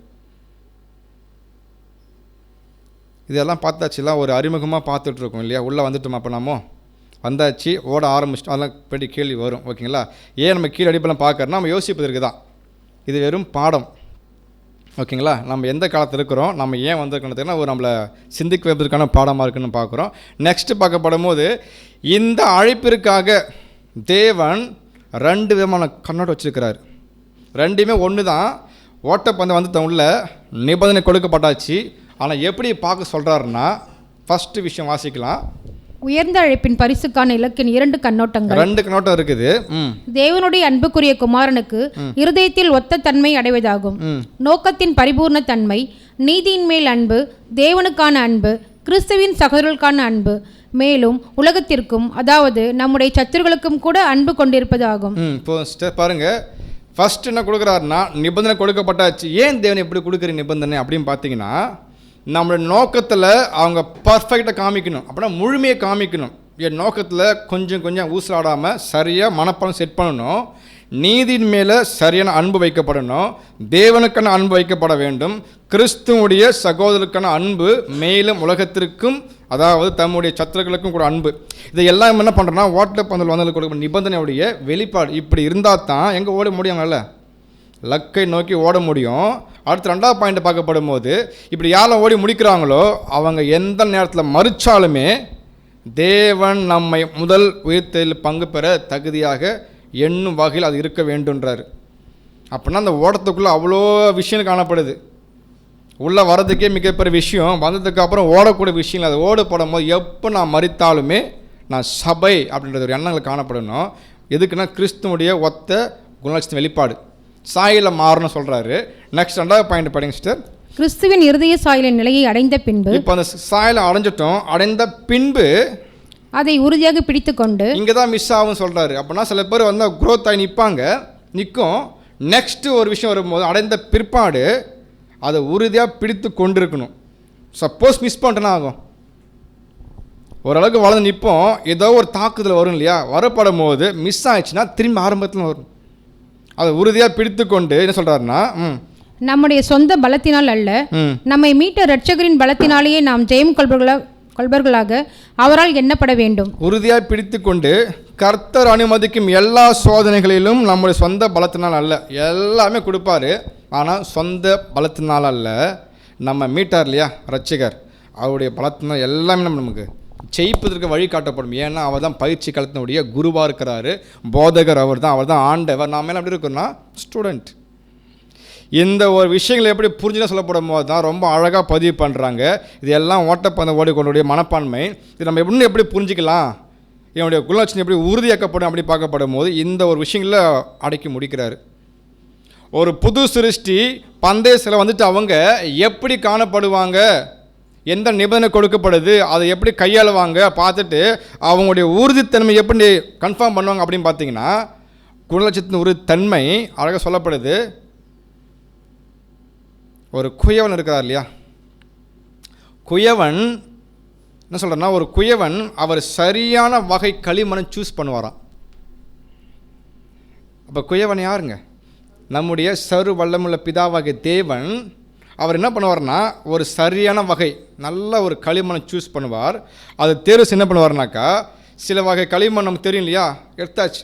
ஆனால் அதை பாத்திரம் வடிவமைக்கப்படும் போது என்ன ஆகும், சில பாத்திரம் கரடு மூடாக இருக்கும் அப்படின்னு சொல்கிற ஒரு பாயிண்ட்டு. இன்னொரு பாத்திரம் எப்படி இருக்குன்னா, உருவாக்கப்படும் போதே காய வைக்கிறார் இல்லையா, காய வைக்கப்படும் போது விரிசல் ஏற்படுமா, பார்த்துருக்கோம் இல்லையா. ஒரு கீரல் அல்லது என்ன ஆகும் பார்த்தோன்னாக்கா கீரல் ஏற்பட்டுரும். எதுனா ஒரு வகையான மண்கள். ஏன்னா யார் சூஸ் பண்ணுறாங்க அப்படின்னு பார்த்தீங்கன்னா தேவன் சூஸ் பண்ணிட்டாங்க. அதை ஃபஸ்ட்டு ஒரு ஷேப் கொண்டு வரும்போது என்ன சொல்கிறாருனாக்கா நல்ல மண்ணை சூஸ் பண்ணிட்டாங்க. அந்த வகை மண் என்ன பண்ணுறாருன்னா பயன்படுத்தப்படும் போது ஷேப்பு நம்ம மாறி போக வாய்ப்பு இருக்குது. அதே சமயத்தில் ஷேப்பை உருவாக்கி காய வைப்பாங்கள்ல, அப்படின்னா சூடு தாங்காமல் வீரில் அடிக்குமா அதுக்கு வாய்ப்பு இருக்குதுன்னு பார்க்குறோம். நெக்ஸ்ட்டு பார்க்கப்படும் போது சில மண் எப்படி இருக்குன்னா ரொம்ப கரடுமுடாக இருக்கும். சில மண் எப்படி சொல்கிறாருன்னா சிதைஞ்சு போயின்றாரு. பிசையும் போதே வராது பார்த்தீங்களா, அது ரொம்ப நாள் எடுத்துக்கும், டைம் எடுத்துக்கும். அதுக்கு பிசைஞ்சு தான் அடுத்து ப்ராசஸ் போக முடியும். எடுத்துக்கும் சொல்கிறாரு. அப்படின்னா ஏன் இதெல்லாம் பண்ணுதுன்னா சூடு தாங்க முடியாமல், சூடு தாங்க முடியாமல் தான் அந்த பாத்திரங்கள் ஒரு வகை களிமண் ஆகுதுன்னா தேவன் அந்த குயவன் வடிவமைக்கக்கூடிய மைண்டுக்கு வராமல் அது வித்தியாசமாக செயல்பட்டுன்னு இருக்குது.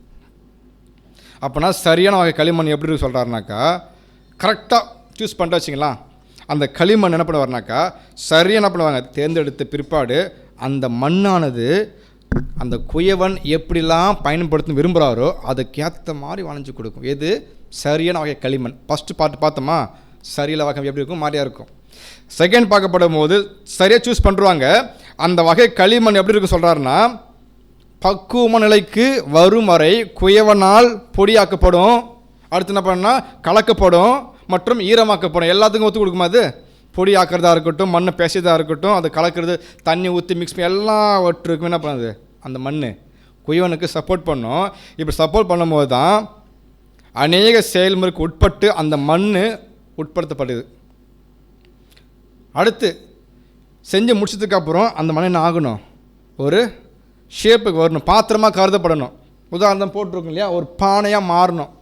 பானை உருவாகணும்னா போகணும், எவ்வளோ ரிஸ்க் இருக்குது பார்த்தீங்களா. அது வளர்ந்ததுக்கு அப்புறம் பண்ணுறாருன்னா கவனமாக என்ன பண்ணுறாங்க, அதை காய வைக்கப்படுது. அதில் என்ன ஆக வாய்ப்பு இல்லை, காய வச்சு 2 அல்லது 3 நாள் சூளக்கில் வைப்பாங்க. எடுத்துன்னு போயிட்டு உருவாக்கிட்டார் இல்லையா, வச்சு என்ன பண்ணுறாங்கன்னா ஹீட் பண்ணணும், ஸ்ட்ராங் படுத்துறாரு. அப்படி ஹீட் பண்ணும்போது என்ன சொல்கிறாருனாங்க சூளையிலிருந்து வெளியே எடுக்கப்படுவதற்கு முன்னதாக அந்த பானை என்ன பண்ணும்போது கல் பானை வச்சுக்கோங்க, எல்லாம் என்ன ஆக்கப்பட்டுருது உள்ள ஒரு 3 நாளைக்கு 2 பகல் வச்சுக்கலாம். ஃபுல் அண்ட் ஃபுல்லாக ஆக்கப்படும், சூடாக்கப்பட்டே இருக்குது. இதெல்லாம் யார் தாங்கிட்டு இருக்கணும், இப்போது அந்த பானை தாங்கிட்டு இருக்கு. எதுக்கு, குயவன் பண்ணிட்டாரு, உருவாக்கிட்டாரு, எடுத்து வைக்கிறாங்க டெஸ்ட்டுக்கு.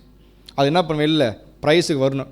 அப்போ வரும்போது சொல்கிறாருனாக்கா ஒருவேளை உள்ளே இருக்க வரைக்குமே அது சூடாக்கப்பட்டிருக்கு, வெளியே எடுக்க சொல்கிறாருன்னா மீண்டும் என்ன பண்ணாங்க வெளியே எடுத்துட்டார் இல்லையா, எடுத்ததுக்கப்புறம் அந்த பானை எப்படி இருக்கும், ரொம்ப ஹாட்டாக இருக்கும். அது என்ன பண்ணாங்க தண்ணி ஊற்றி கூல் படுத்துவாங்க. அப்படியே எடுத்துக்க முடியுமா, அப்படின்னா அது கூல் படுத்துறது பிற்பாடு என்ன பண்ணால் சாயம் பூசுவாங்க. அதுக்கப்புறம் தான் அந்த டிசைன் பண்ணுறது. ஏன், அப்போ தான் வெளில விற்கப்படும் போது எல்லாம் அங்கீகரிக்கிற மாதிரி பளபளப்பாக அழகாக வழுவழுப்பாக காணப்படும். அப்படின்னா அது சாயம் பூசப்படும் போது சொல்கிறாரு மீண்டுமாக அது மேல் பூச்சிற்கான சூழலுக்கு போகும் பொழுது ஒரு நிமிஷம் இருங்க.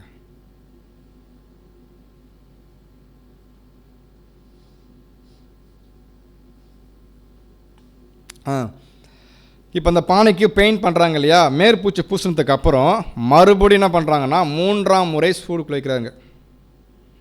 ஏன் அப்போ வைக்க லாஸ்ட் ஸ்டேஜ். இப்போ சொல்கிறாரு 2 டைம் உள்ள வச்சோம் இல்லையா, வைக்கப்படும் போது அந்த பாத்திரம் சூடு தாங்கிடுச்சான்.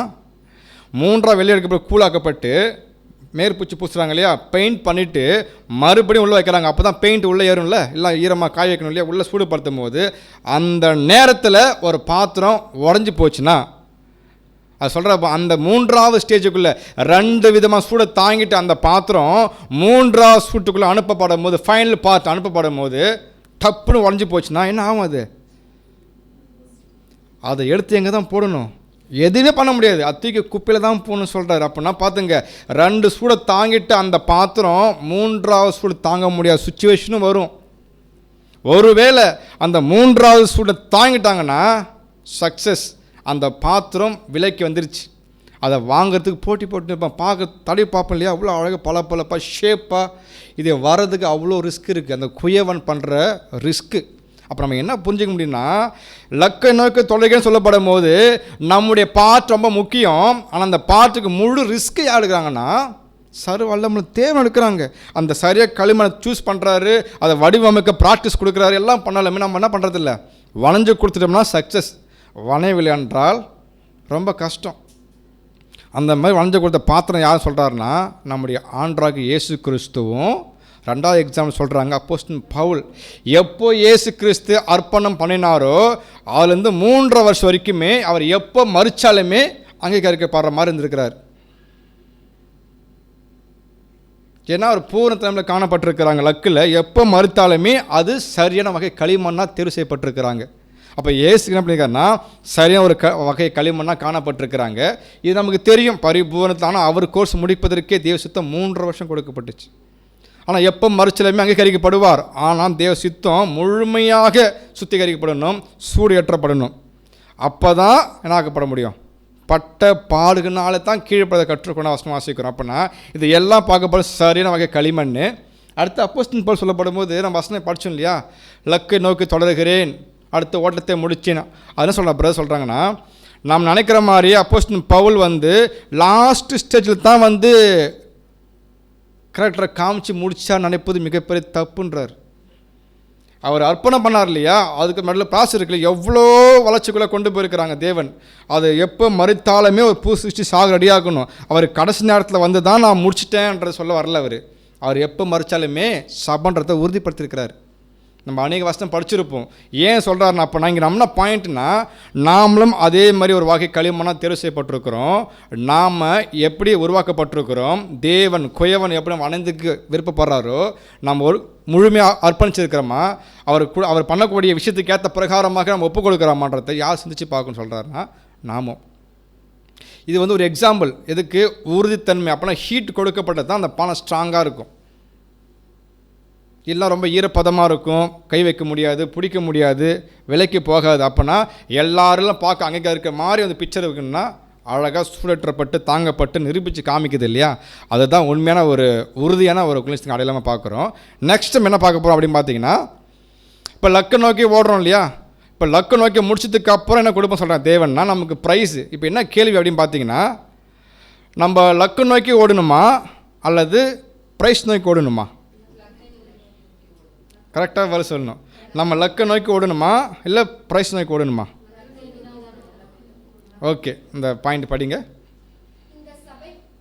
இந்த சபை வகுப்பார் பரிசுக்காக ஓடுவதை குறித்து சிந்திப்பதும் பேசுவதும் இயல்பு தான். இப்படி ஏதோ பரிசு பெற்றுக்கொள்ளணும், அந்த பந்தய பொருளை பெற்றுக்கொள்ளணும், யோசிப்பது படிப்பது ரொம்ப இயல்பு தான், தப்பு கிடையாது. மாறாக மற்றும் பரிசை நோக்கி ஓடாமல் லக்கை நோக்கியே ஓட வேண்டும். நம்ம பரிசு நோக்கி ஓட முடியாது, நமக்கு ஃபர்ஸ்ட் லக்கு இருக்கு. இலக்கை நோக்கி ஓடினா தான் என்ன கொடுக்கப்படும், பிரைஸ் கொடுக்கப்படும் சொல்றாங்க அப்போஸ்தலன் பவுல். பரிசானது நாம் அடைவதற்கு அப்பாற்பட்டது என்றும், ஆகவேதான் அப்போஸ்தலன் நான் இலக்கை நோக்கி தொடர்கிறேன் என்று குறிப்பிடுகின்றார் என்றுமுள்ள உண்மைகளை அதிகம் கவனிக்க தவறிவிடுவதும் இயல்பு. பாருங்க, ஏன்னா அப்போஸ்தலன் பவுல் சொல்றாருன்னா நான் பரிசு நோக்கி ஓடுகிறேன் எங்கேயுமே பதிவு பண்ணல. மாற என்ன பண்றாருன்னா நான் லக்கை நோக்கி தான் தொடர்கிறேன். அப்படின்னா பரிசு என்பது அப்பாற்பட்டது, அது வாங்கணும்னா மிகப்பெரிய விஷயம். அதுக்கு முன்னதாக இருக்கக்கூடிய லக்கை நோக்கி ஃபர்ஸ்ட் நம்ம ஓடணும். அதான் அப்போஸ்தலன் பதிவு பண்ணுறான். என்ன பண்ணுறேன், லக்கை நோக்கி தொடருகிறேன். யாருக்குன்னா எல்லாருக்குமே தான். அடுத்து ரெண்டாவது பரவாசிக்கலாம். தெரிந்து கொள்ளப்பட்டவர்களுக்கென தேவன் வைத்துள்ள குணலட்சணத்துக்கான லக்கை அடைகின்றவர்கள் பரிசை அடைவார்கள். குணலட்சத்துக்கான இலக்கினை அடைய தவறுகின்றவர்கள் பரிசை அடைய மாட்டார்கள். ஆகவே முதலாவதாக அடையப்பட வேண்டியவை லக்கினை மறந்து புறக்கணித்து அலட்சியம் பண்ணி பரிசுக்காக ஓடுவது என்பது மிக அபாயமான தவறாக காணப்படும். ஸோ ரொம்ப தெளிவாக புரிஞ்சிக்க முடியுது. நம்ம தெரிந்து கொள்ளப்பட்டிருக்கிறோம் தேவன் வைத்துள்ள மாபெரும் ஒரு கேரக்டர். அதை அடைவதற்கு லக்கு என்பது முக்கியமானது. பரிசை அடைவதற்கு நம்ம என்ன பண்ண முடியாது, பிரயாசப்பட முடியாது. ஃபஸ்ட் என்ன பண்ணணும், லக்கை நோக்கி தொடர்ந்தால் மாத்திரம்தான் அடுத்த கட்டத்துக்கான ஒரு வாய்ப்பு பெற்றுக்கொள்ள முடியும். ஒருவேளை முதலாவது அடையப்பட வேண்டிய லக்கை நம்ம மறந்துட்டு அதை புறக்கணிச்சிட்டு அலட்சியப்படுத்திட்டு பரிசுக்காக மட்டும் தான் ஓட போகிறோம் சொன்னால் அது சரியான ஒரு வழிமுறையாக இருக்காரு, ஒரு அபாயகரமாக காணப்படும் அப்படின்னு சொல்கிறேன். ஏன்னா அப்போ தெளிவாக புரிஞ்சிக்க முடியுது. ஃபஸ்ட் நம்ம எதுக்கு ஓடக்கூடாது, ப்ரைஸுக்காக பந்தய பொருள் நோக்கி ஓடக்கூடாது. மாற எதுக்கு நோக்கி ஓடணும் பார்த்தீங்கன்னா லக்கை நோக்கி மட்டும்தான் ஓடணும். அப்படின்னா ரெண்டு விஷயம் தெளிவாக புரிஞ்சிக்க முடியுது. இலக்கு என்பது வேறு, அதை முடித்த பிற்பாடு தான் ப்ரைஸ் கொடுக்கப்படுது. ரெண்டுக்கும் வித்தியாசம் இருக்குது. அப்படின்னா இலக்கை அடைவதற்கு பரிசை பெறுவதற்கும் உள்ள வித்தியாசங்கள் என்ன இப்போ நம்ம அடுத்து கண்டுபிடிக்க போகிறோம். ஒவ்வொரு ஸ்டேஜாக போயிட்டுருக்கோம், கவனிக்கிறீங்களா? சரி, ஓகே. அப்படின்னா இலக்கை அடைவதற்கு என்ன இப்போ தேவை, அது முடித்தாதான் ஒரு பூர்ண அன்பினுடைய குணலட்சணம் காணப்படுது. அதுக்கப்புறம் தான் ப்ரைஸ் கொடுக்குறாங்க. உதாரணம் பார்க்கப்படும் போது ஒரு ஓட்டப்பந்தய வீரன் ஓடுறார் இல்லையா, ஓடி முடிச்சிட்டார். முடித்த உடனே என்ன கொடுக்கப்படுமா? முடிச்சிட்டாங்கன்னா அதுக்கப்புறம் சில ப்ராசஸ் இருக்கும் இல்லையா, அதுக்கப்புறம் தான் அந்த கோப்பையை கொண்டு வந்து வச்சுட்டு நிறைய பேசுவாங்க, பார்த்துருக்கீங்களா? அதுக்கப்புறம் தான் வழங்கப்படும். அப்படின்னா அவங்களுடைய தன்மையை சோதிக்கப்படும். அப்படின்னா இதே மாதிரி நமக்கும் இலக்கை நம்ம அடைஞ்ச முடித்த பிற்பாடுமே சில விஷயங்கள் காணப்படுது. என்னதை காணப்படுதுங்களா? வாசிக்கல முக்கியமான பாயிண்ட்ஸ் எல்லாமே ஒவ்வொன்றா நம்ம தியானம் செய்யலாம். இலக்கை அடைவதற்கு பரிசை பெறுவதற்கும் உள்ள வித்தியாசங்கள். அநேகர் வெளியரங்கமான பாவத்தை தவிர்ப்பது, மறைவான குற்றங்களை தவிர்ப்பது, முழு ஜீவியத்தின் நன்மைகளை தியாகம் செய்தல், சிஷத்திற்கான பரீட்சையில் ஒப்புக் கொடுத்தல், கர்த்தருடைய சித்தத்திற்கென்று பூமிக்குரிய ஜீவனையும் அதன் நன்மைகள் யாவையும் முழுமையாய் பலி செலுத்துவதாகும். பாருங்க என்ன சொல்கிறார் அப்படின்னு பார்த்தீங்கன்னா, அநேகர் லக்கை நோக்கி அடைவதற்கு என்ன முயற்சி எடுக்கிறான்னு சொல்கிறாருன்னா, அநேகர் வெளியரங்கமான பாவத்தை தவிர்ப்பது மாத்திரம் போதுமானது அப்படின்னு எண்ணம் கொள்கிறாங்க. அடுத்து வெளியரங்கமான பாவம் நமக்கு தெரியும், நம்ம அதை பேச நிறைய விஷயங்கள் இருக்கலாம். அடுத்து மறைவான குற்றங்களை தவிர்க்கணுன்றது போதுமானது எண்ணம் கொள்கிறாங்க. இன்னும் கொஞ்சம் மெருகேறி அநேகமாக என்ன பண்ணுறாங்க, முன்னேறி போயிட்டு முழு ஜீவியத்தினுடைய நன்மைகள் என்ன பண்ணோம், கிறிஸ்துவுக்காக தியாகம் செய்யணுன்றதை எண்ணுறாங்க. அடுத்து நமக்கு வரக்கூடிய பரீட்சை இருக்கு இல்லையா, டெஸ்ட்டு, அது என்ன பண்ணணும், முழுமையாக அதுக்கு ஒப்பு கொடுக்கணும்னு எண்ணுறாங்க. நெக்ஸ்ட்டு பார்க்கப்படும் போது கர்த்தருடைய சித்தத்திற்கென்று பூமிக்குரிய ஜீவன், எல்லா விதமான ஆசைகள் விருப்பங்கள் எல்லாம் என்ன பண்ணுறாங்க, முழுமையாக பலி செலுத்தினால் போதுமானது என்று எண்ணம் கொள்கிறார்கள். இவை அனைத்துமே எங்கே தான் கொண்டு போய் நிற்க வைக்கும் பார்த்தீங்கன்னா, லக்கில் தான் கொண்டு நிற்க வைக்குமே தவிர பரிசு பெற்றுக்கொள்வதற்கு அடுத்த கட்டம் இருக்குது. இவை அனைத்துமே எங்கே போய் நிற்க வைக்க, நம்மளை போயிட்டு லக்கை நோக்கி தொடர்வதற்கும் அதை முடிப்பதற்குமான விஷயங்கள் மாத்திரம் தான் காணப்படுமே தவிர நம்முடைய அநேகமே யாருக்கும் தெரியுதில்லை. சொல்கிறார் நம்ம பிரதர், பலி செலுத்துறது நம்முடைய அனுபவங்கள், நம்முடைய தியாகங்கள், நம்முடைய சுயத்தை வெறுத்த எல்லாமே தெரிந்து கொள்ளப்பட்ட சபைக்கு வைத்துள்ள குணலட்சத்திற்கான இலக்கு நம்மை கொண்டு வந்து சேர்க்குமே தவிர கிறிஸ்துவின் ராஜ்யத்திற்கு சுதந்திர பெற்றுவதற்கான ப்ரைஸை அடைய முடியாதுன்னு சொல்கிறாரு. இந்த பாயிண்ட்டு புரிஞ்சிக்க முடியுதா? இவை அனைத்துமே லக்குக்கு மாத்திரம் நிறுத்தம் போயிட்டு, ஆனால் கிறிஸ்து சேர்ந்து அந்த கிஃப்ட் வாங்கல பந்தய பொருள் அழியாமை, இம்மார்டலிட்டி, அதுக்கு தகுதியாக்க முடியாதுன்றார். அப்போ நான் பண்ணுற பலியின் ஜீவன் அங்கீகரிக்கப்படாதுன்னா அங்கீகரிக்கப்படுது. இது எல்லாமே லக்குக்குள்ளே காணப்படும். ஓட்ட பந்தய வீரக்கூடிய ஒரு டியூட்டிஸ், இது கடமைகள், இது அவங்க செய்யணும். செஞ்ச பிற்பாடு அது என்ன உள்ள முழுமையாக தேவனை அனலைஸ் பண்ணி பார்ப்பாங்க. அதுக்கப்புறம் தான் என்ன பிறக்குன்னா அந்த முழுமையாக அன்பின் பூர்ணத்தன்மை இருக்கு இல்லையா, கேரக்டர், அதை யார் நிரூபித்து காமிக்கிறாங்களோ அவங்களுக்கு தான் கிஃப்ட். அதை எப்படி சொல்கிறாங்க பார்க்கப்படும் போது, ஓட்டப்பந்தில் ஓடிக்கொண்டிருக்கிறாங்க இல்லையா, எல்லாரும் ஓடிக்கொண்டிருக்கிறாங்க தான், ஓடி முடிக்கிற வரைக்குமே எதுவுமே கிடையாது அவங்களுக்கு. யோசிச்சு பாருங்கள், ஓடும் போது அவங்களுக்கு கண்களில் தொங்க விட்டுறப்பட்டிருக்குமா அந்த கிஃப்ட்டு ப்ரைஸு தெரியாது, மறைமுகம் வச்சுருப்பாங்க. அவங்க அப்போ எது நோக்கி தான் ஓடுவாங்க, எப்போ லக்கை நோக்கி ஓடணும். அப்புறம் ஓடும் போடப்போ அந்த மைண்டில் என்ன இருக்கலாம், அவங்க டார்கெட் மாற்றினா இருக்கும். அதே போல் நமக்கு தேவன் நமக்கு முன்பாக வச்சு நமக்கு தெரியாது. நம்ம முழுமையாக ஃபஸ்ட் என்ன பண்ணால் டார்கெட் மாத்திரம் அச்சீவ் பண்ண ஓடணும். அதை கவனம் வச்சு ஓடினா மட்டும்தான் நிறைவேற்றி முடிக்க போகும்போது என்ன கொடுப்பாருன்னா, நம்மளை புரிந்து கொள்ள முடியாத, பார்க்க முடியாத மாபெரும் உன்னதமான அந்த கிஃப்ட் அப்போ வழங்கப்படும். அதுக்கு சில தரநிலை காணப்படுது, ஸ்டாண்டர்ட் பாயிண்ட்ஸ். என்ன சொல்கிறோம் அப்படின்னு பார்த்தோன்னா, இலக்கினுடைய அடுத்த காட்டம் படிநிலைகள் காணப்படுது. எல்லாருக்கும் கொடுப்பாரோன்னா என்ட்ரன்ஸ்குள்ளே வந்துட்டோம், கிறிஸ்து விசுவாசிக்கிறோம், ஓடும் போது சில நிபந்தனை கொடுக்கப்பட்டுச்சு, எப்படி ஓடுவாங்க பார்த்துட்டோம். இப்படி ஓடப்படும் போது அதில் சில படிநிலை காணப்படுது. உதாரணத்துக்கு பெருமை கொள்ளக்கூடாது அப்படின்னு தேவன் சொல்கிறார் இல்லையா, அதை கொஞ்சம் நம்ம தியானம் செய்வோம். ஏன் பெருமை பண்ணக்கூடாது, என்ன தப்பு? பெருமை என்பது சாத்தானுடைய குணலட்சணம். வேறு ஏதாவது வசனம் இருக்கா? நமக்கு தெரியும். நம்ம என்ன பண்ண அநேகமாக டிஸ்கஸ் பண்ணிட்டோம். நீங்கள் படித்து பாருங்கள், 66 புஸ்தகத்துலையுமே ஏறக்குறைய 31,000 வசனம் காணப்படுது இல்லையா. அங்கே எல்லா இடத்துலையும் பார்க்கப்படும் போது தேவன் மிகப்பெரிய தயவுள்ளவர், இரக்கமுள்ளவர், மன்னிக்கக்கூடியவர், பரிசுத்தமானவர், எல்லாம் கொடுக்குறாங்க. ஆனால் அந்த பெருமைன்ற ஒரு கேரக்டர் மாத்திரம் வரும்போது டைரெக்டாக அவரை மொத்தம் நிற்கிறார். யோசிச்சு பார்த்தீங்களா? பெருமை உள்ளவர்களுக்கு தேவன் ஆப்போசிட் பண்ணுறார். மற்ற இடத்துல போய் எவ்வளோ கிரேஸ் கொடுக்குறாரு, ஏன் இதை மட்டும் அவர் கொடுக்குறதுல விட்டு கொடுக்குறதுல என்ன காரணமாக இருக்கும்? அது வேண்டான்றார், வேண்டாம் நானே இறங்குவேன் டேரெக்டாக. ஏன் அந்த பெருமை அவ்வளோ பெரிய விஷயமா அது? அவ்வளோதான், சிம்பிள். அப்படின்னா அந்த பெருமைக்கும் மேட்டிமைக்கும் புகழ்ச்சிக்கும் பாத்திரவான் ஒரே ஒரு நபர் யாருன்னா சர்வலோகத்தின் பிதா மட்டும்தான். உதாரணம் புரிஞ்சுக்க முடியும்னா, இப்போது கிறிஸ்து யாருடையவர்? அவர் பெருமை பேச முடியுமா? ஏன்னா தேவனை சார்ந்திருக்கிறார். பரிசுத்த ஆவி எங்கேருந்து வருது?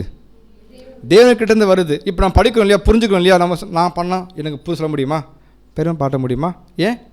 சத்திய ஆவிதம் என்ன பண்ணுது நமக்கு சொல்லிக் கொடுத்துன்னு பார்க்குறோம். அப்போ கிறிஸ்துவும் தேவனுடையவர், பரிசுத்த ஆவி எங்கேருந்து வருது? தேவனிருந்து வருது. அடுத்து நாமோ என்னைக்கு முழுமையாக அர்ப்பணம் செஞ்சோமோ அப்போவே நம்ம என்ன ஆகிட்டோம்? தேவனுடைய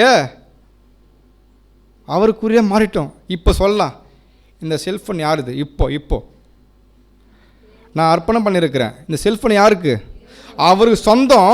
எதுக்கு பயன்படுத்துறேன்னா எனக்கு பிரோஜனம் பயன்படுது. அப்போ நான் யோசிச்சு பாருங்கள், இது என்னுடையது, இது எனக்கானது, இந்த ஜீவன் என்னது அப்படின்னு சொல்கிறதுக்கு யாருக்கும் உரிமை இல்லை என்பதை புரிய வைக்கிறோம். அப்போனா பெருமைன்ற விஷயத்துக்கு யாருக்குமே சாத்தியக்கூறு இல்லை. புரிஞ்சிக்க முடியுதா?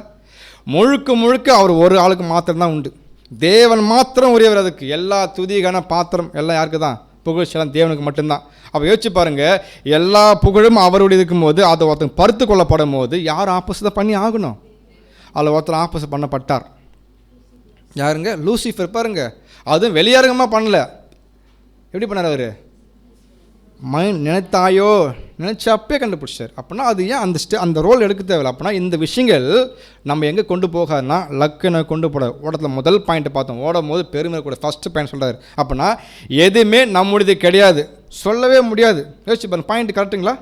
எல்லாம் தேவனுடையது. அப்படின்னா அர்ப்பணிச்சிட்டோன்னா நம்ம பண்ணக்கூடிய எல்லாமே அவனுக்கு கொடுத்து வாடகை வாங்கியிருக்கோம் வச்சுக்கலாம், புரிந்து கொள்வதற்கு வாங்க யூஸ் பண்ணுறோமே தவிர அது நமக்கு எனக்கு சொன்னால் அது பெருமை. நான் பண்ணுறேன், என்னால் பண்ணப்பட்டது, நான் தான் செய்வேன் அப்படின்னா அது பெருமை. அப்படின்னா எதுவுமே நமக்கு தெரியாது.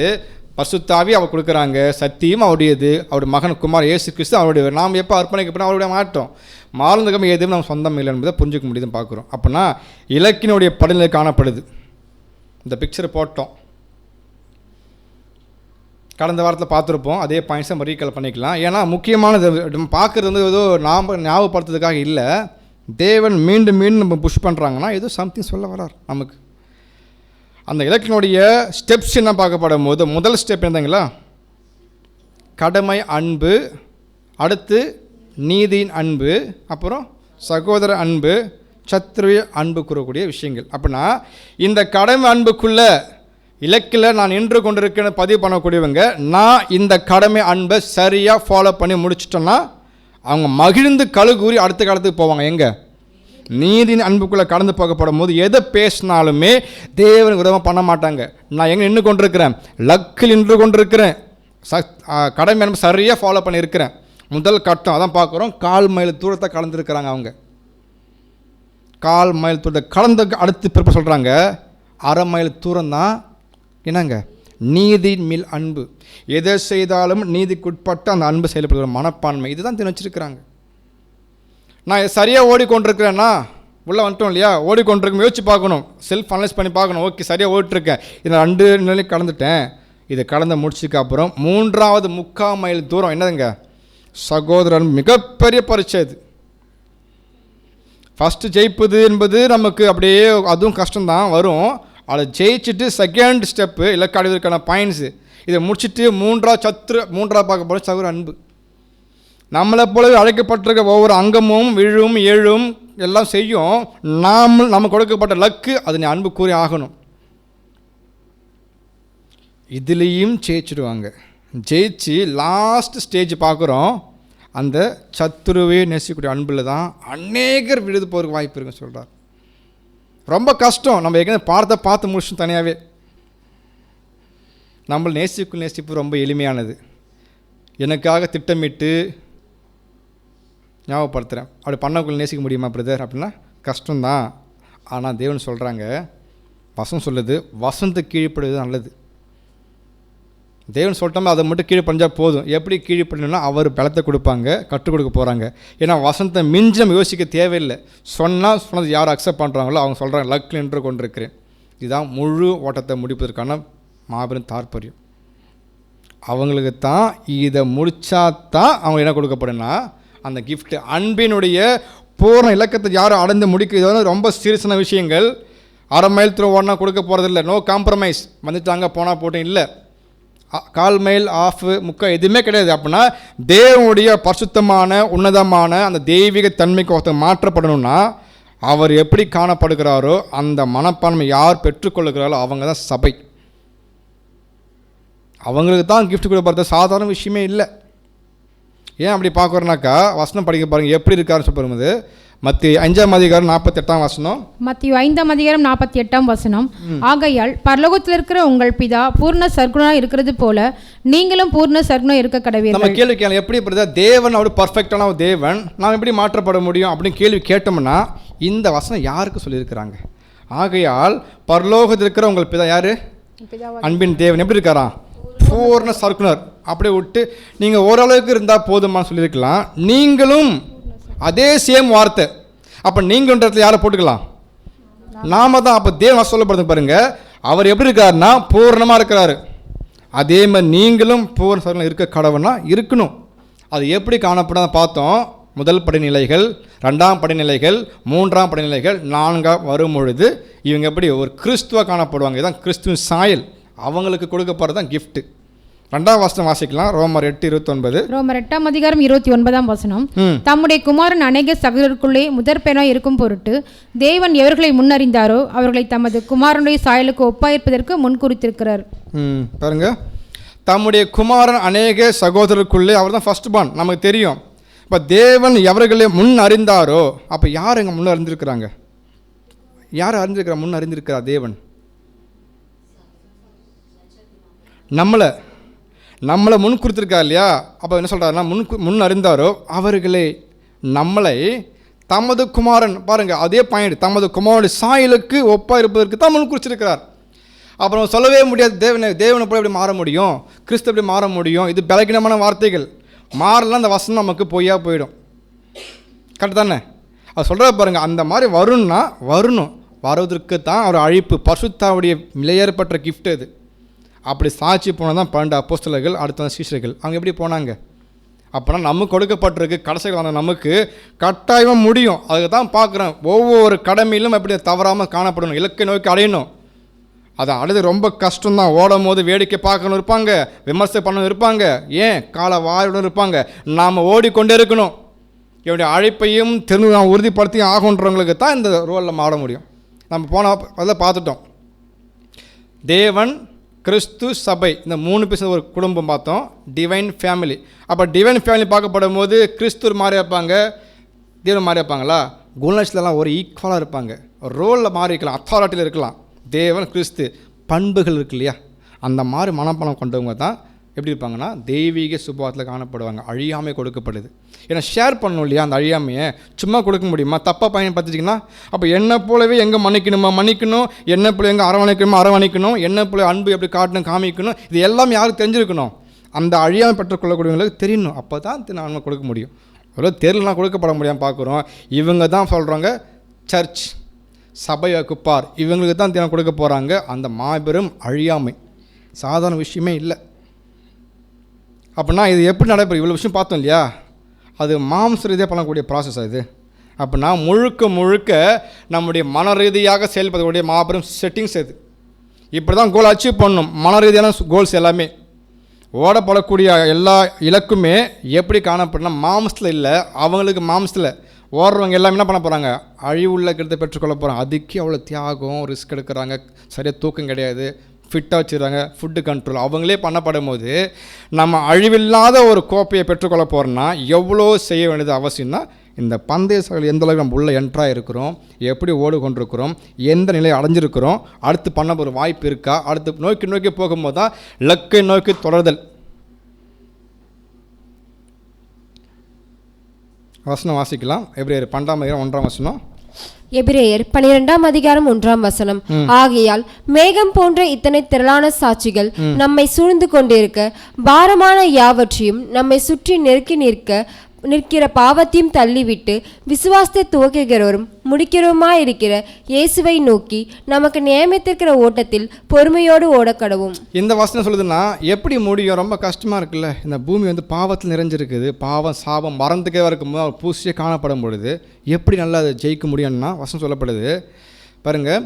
பாரமான யாவற்றையும் நம்மை சுட்டு நெருக்கின்ற பாவத்தையும் தள்ளிவிட்டு விசுவாசம் நம்ம ஸ்டார்ட் பண்ணுறது யார் தான்?